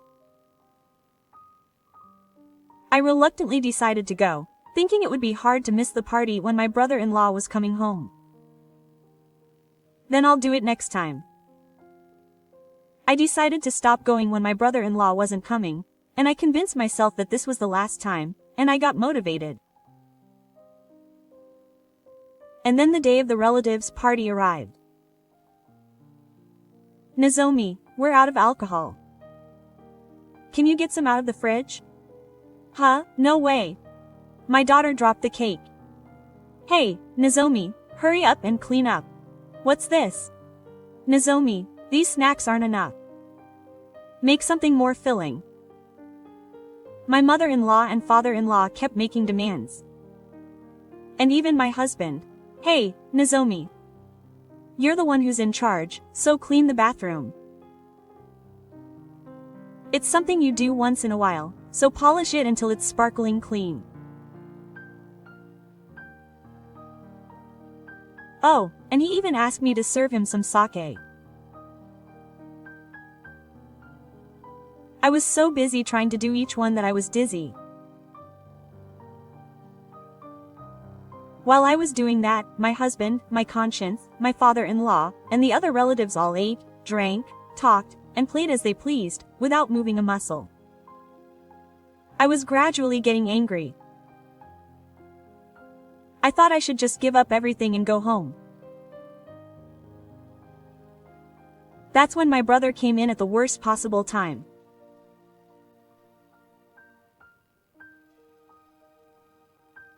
The moment my brother came in, everyone got excited. They said it had been a while and how well he was doing. And then the excitement started again and I completely lost the chance to go home. It couldn't be helped. I decided that today would be the last day.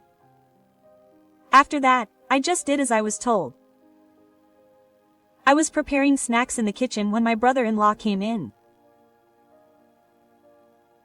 Nozomi, are you okay? It seems like you're doing things all by yourself, but he looked worried.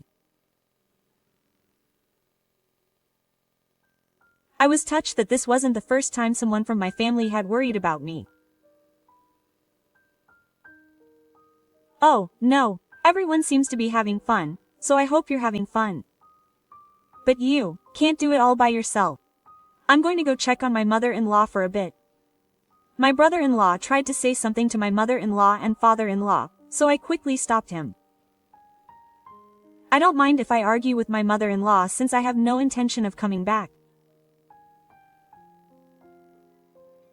But I felt bad for my brother-in-law arguing with his family after coming back after such a long time, so I'm fine. I desperately told him that it was fine and somehow managed to stop him. Yes, if anything happens, don't hesitate to tell me, he said, and went back to the others. Maybe it's because he's been living abroad for so long. It seems that my brother-in-law has different values from his in-laws and relatives. And I felt a little sad. I wish he had said those words to my husband instead of my brother-in-law. My chest felt tight and I was clutching my hands tightly to my chest when my mother-in-law came into the kitchen. I braced myself for her asking me to make something again, but she started making a phone call. It seems that she's calling the high-end sushi restaurant. She made a reservation in advance because it's for a large group, but she always calls on the day itself just in case. I can hear my mother-in-law talking while sitting on a chair in the kitchen. Can we have it around 6 p.m. as usual? Yes, that's the right number of people. My body instinctively reacted with a flinch when she heard the word number of people. The number of people. I'm sure there won't be any for me this year either. I don't have any expectations anymore. I think it's only natural that there won't be any. But to be honest, I'd rather go home without any. I guess I couldn't help but stare at my mother-in-law, and when she finished her phone call, we made eye contact. My mother-in-law suddenly smiled. Oh, I'm looking forward to the high-class sushi again this year. Nozomi likes the sushi there too, right? That's a complete sarcastic remark. You know I've never eaten there. I don't mind saying it in a stilted way. I can only answer that I've never eaten there. If I talk too much, I'll probably start exaggerating. Then my mother-in-law made a very surprised face. What? Are you kidding me?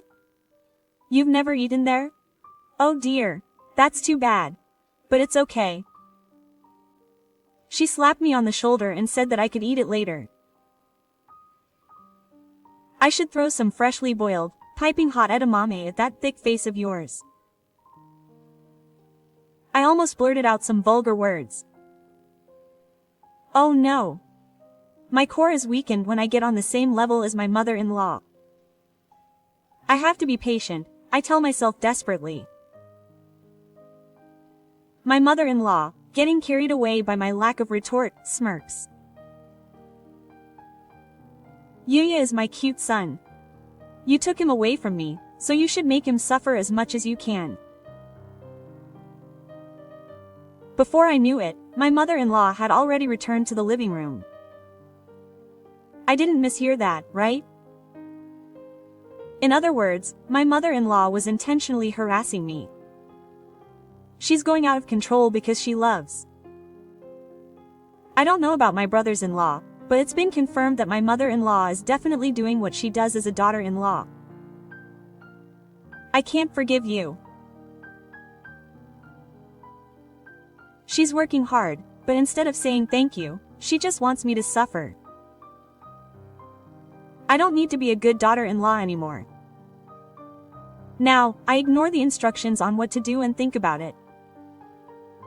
While I'm busy preparing, the sushi chef brings in the sushi. Is it my fault for getting irritated and acting on it? I set out the sushi and prepare tea.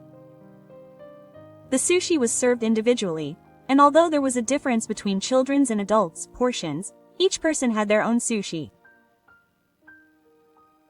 But, well, it's only natural, or something like that, there was no sushi in front of me today in Kyoto. Well, of course, I thought, but when I looked at my husband next to me, he looked at me and said, "Huh, there's nothing you want." It was really plain.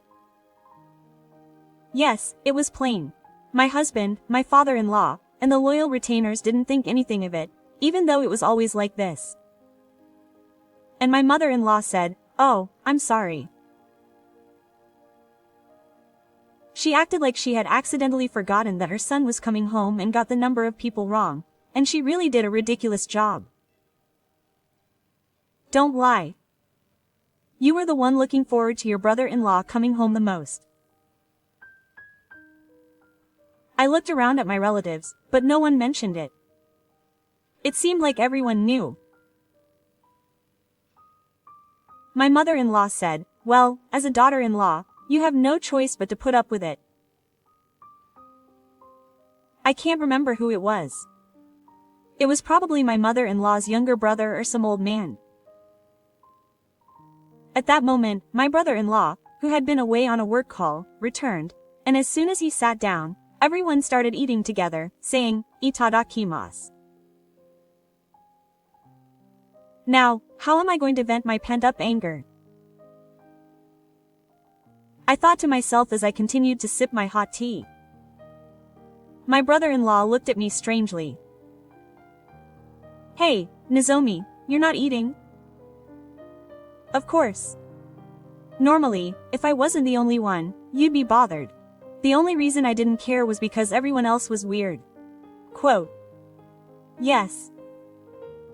It's always like this, so I just handed it back and drank some more tea. "Hey, Mom, Nozomi's share?"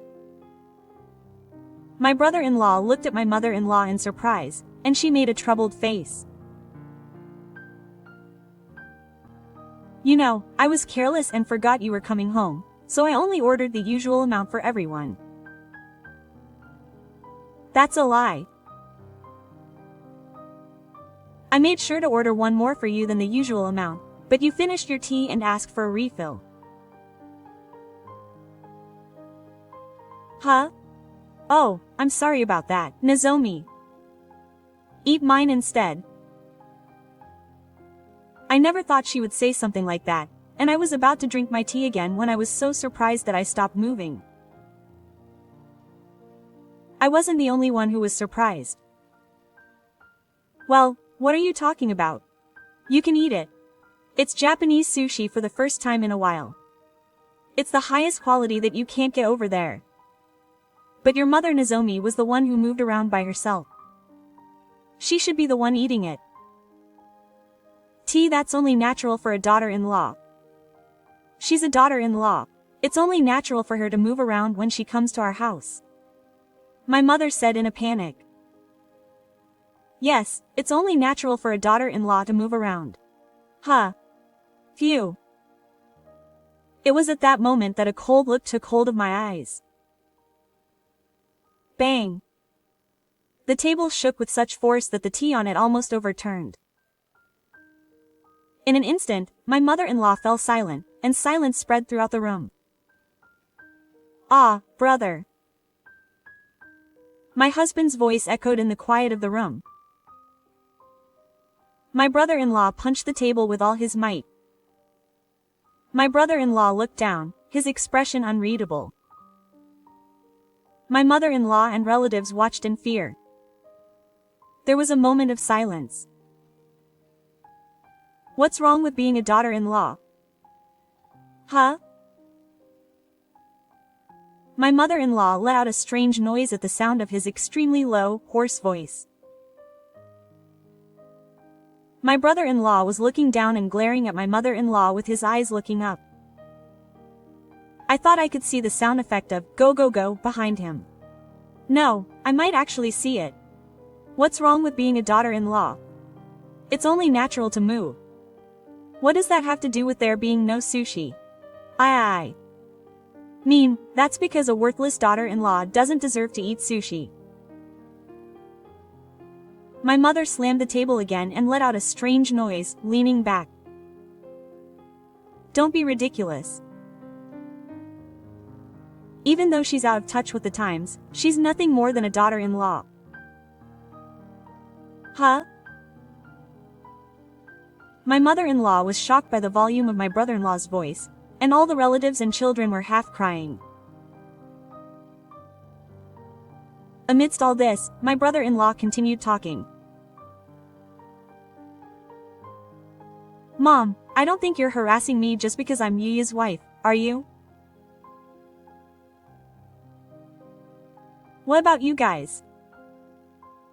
Leaving my mother-in-law, who couldn't quite say no, my brother-in-law turned to his father-in-law. He looked at his two younger sisters. His gaze was so scary that my sisters-in-law let out a shriek in the back of their throats. I don't think so, but is this going to be the case forever? My mother-in-law said nothing, so my brother-in-law asked me. I had no reason to stay silent or any obligation to lie, so I nodded. Just a little, Nozomi. Ignoring my mother-in-law's panic, I said, it's been 5 years since I got married. This is how I've been treated at my relative's house. I've been treated like a pawn all day long, and I've never once had the expensive sushi that's always served. I always forget. My mother and Yuya munched on it in front of me, looking like they were laughing. Hey, Yuya, is that true? No. Well, my husband, overwhelmed by my brother-in-law's forcefulness, nodded, still pale. You've been silent after your wife was beaten like this? B, because my mother said that a bad wife needs discipline. So you think Nozomi is a bad wife? No, that's just you. My brother-in-law turned his face away from my husband as if there was nothing more to talk about. My husband is straightforward. You guys are the worst, and my father is the worst. You guys too. Saying that, my brother-in-law looked around at the other children in the family. No one could argue and they all looked down with pale faces. Finally, my brother-in-law looked at my mother-in-law one more time. No, he glared at her. Huh? My mother knows how good Yuya is. She's spoiled just because she's the youngest. But this is different. You guys who don't think this is abnormal or crazy. Oh, you see, the reason doesn't matter. I understood it well after watching them all day. No matter what my mother-in-law said, my brother-in-law looked at my father-in-law. I understood that you guys are the worst. I have no obligation to do anything to parents like this anymore. I won't be sending you any more money from now on, so keep that in mind. Yeah, the in-laws' voices harmonized. My father-in-law, who is still in his early 60s, has already retired from work. I don't think he can get by on his small pension, but these are tough times. He can't find a job that he can do in his 60s and is unemployed. So why is he able to order expensive sushi? It's because my brother-in-law sends him money. My brother-in-law, who is single and works overseas, has a considerable income and apparently sends him a considerable amount of money. When my mother-in-law heard that would stop, she turned pale. Hey, wait a minute. If that happened, we could easily get by on my father's retirement benefits and pension. In the first place, I'm not sending money to treat all my relatives and children to expensive sushi like this. If we can afford it, there's no need for it. It wasn't just my in-laws. The two in-laws were panicking. My brother-in-law would be in trouble if his money stopped coming. He pays for my children's lessons. Me too. We were planning to take the entrance exam and get help with private school tuition. It was a rather shocking story, but my brother-in-law said he didn't know anything about it. My sisters-in-law groaned. Finally, my brother-in-law looked at my husband. Yuya, I have no intention of hiring a man like you who doesn't treat his wife well. You're a loser. At my brother-in-law's words, my husband screamed louder than anyone else. That's right. My husband works at the Japanese branch of a company run by my brother-in-law's family. He earns a fairly good salary. I was thinking of leaving the Japanese affairs to you in the future. If you can't even protect your wife, there's no way you can protect your employees. What a shame. He didn't seem disappointed at all. My brother-in-law said with an angry look on his face. Wait a minute, brother, I'll apologize. That's why the moment my husband said that, my brother-in-law's face suddenly turned into a half-closed expression, and he thought, apologize to Zomi-san, not me, and my husband was overwhelmed by his expression and collapsed.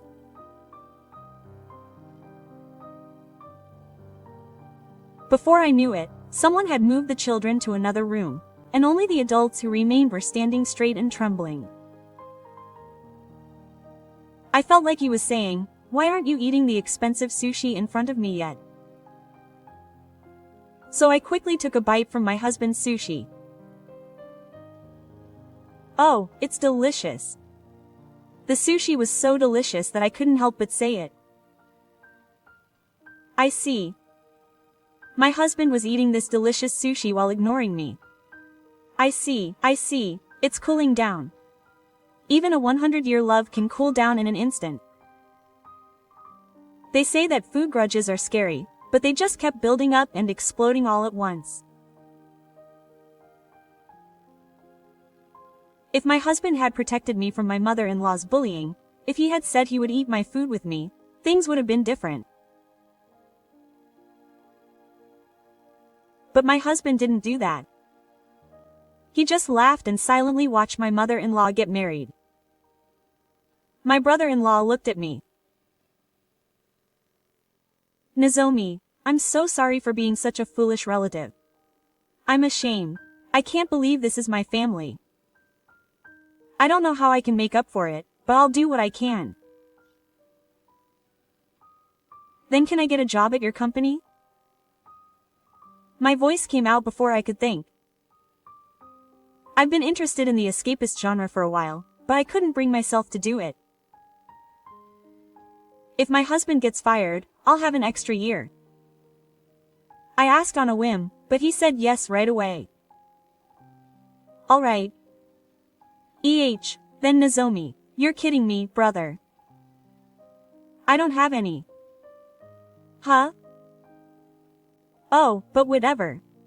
If Nozomi can get a good job at my brother's place, then we can somehow manage to live somehow.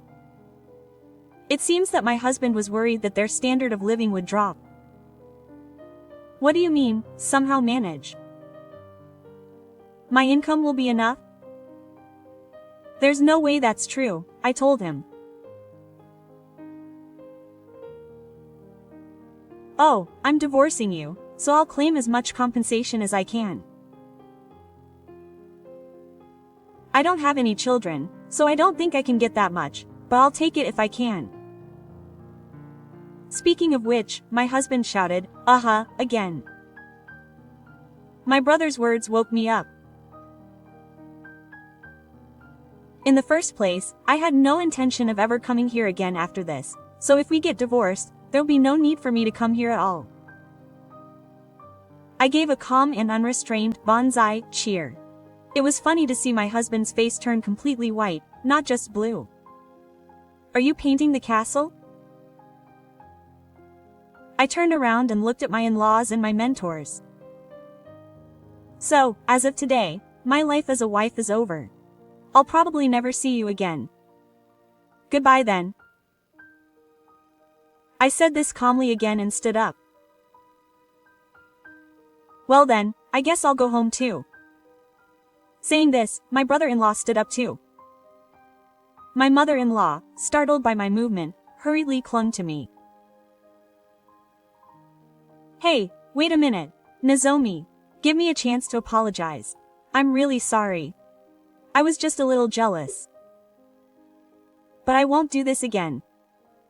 Please forgive me. If you forgive me, I don't think my son will say he's going to stop sending me money. Who would forgive me, idiot? Not yelling. Not smiling and saying sarcastic things. Just speaking in a calm, dull, robotic manner with eyes full of darkness. You know, in some cases, this way of speaking can be more frightening to the other person. The effect of the sneer is outstanding. My mother-in-law let out a strange scream from her throat and dropped the hand she had on me to the floor and collapsed. When I looked, my sister-in-law and my relatives were both straight. And my husband was pale. Hasn't he lost his soul? Well then, everyone, let's go. And so, I finally smiled and left my parents' house. I'm sorry, Nozomi. I'll introduce you to a lawyer for the divorce. My brother, who went with me, said this and apologized many times. After that, the lawyer my brother introduced me to was excellent, and the divorce was finalized with me receiving a fair amount of compensation. My ex-husband, who had become my ex-husband, refused to accept it until the end, and when I told him that if he kept complaining, I would take him to court, he gave up completely. Apparently, he didn't want to go to court. My ex-husband, who had been fired from his company, looked for work for a while, but he had no brains and couldn't find a job, so my brother-in-law took care of him. It's not like she could easily find a job. She apparently worked part-time jobs, but ended up becoming in need and shutting herself away at her parents' house.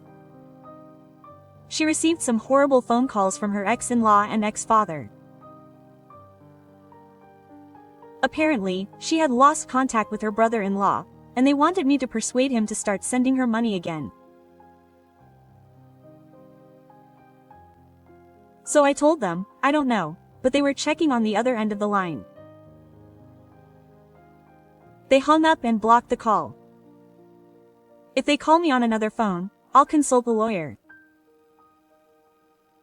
Well, I don't think they have the guts to do that.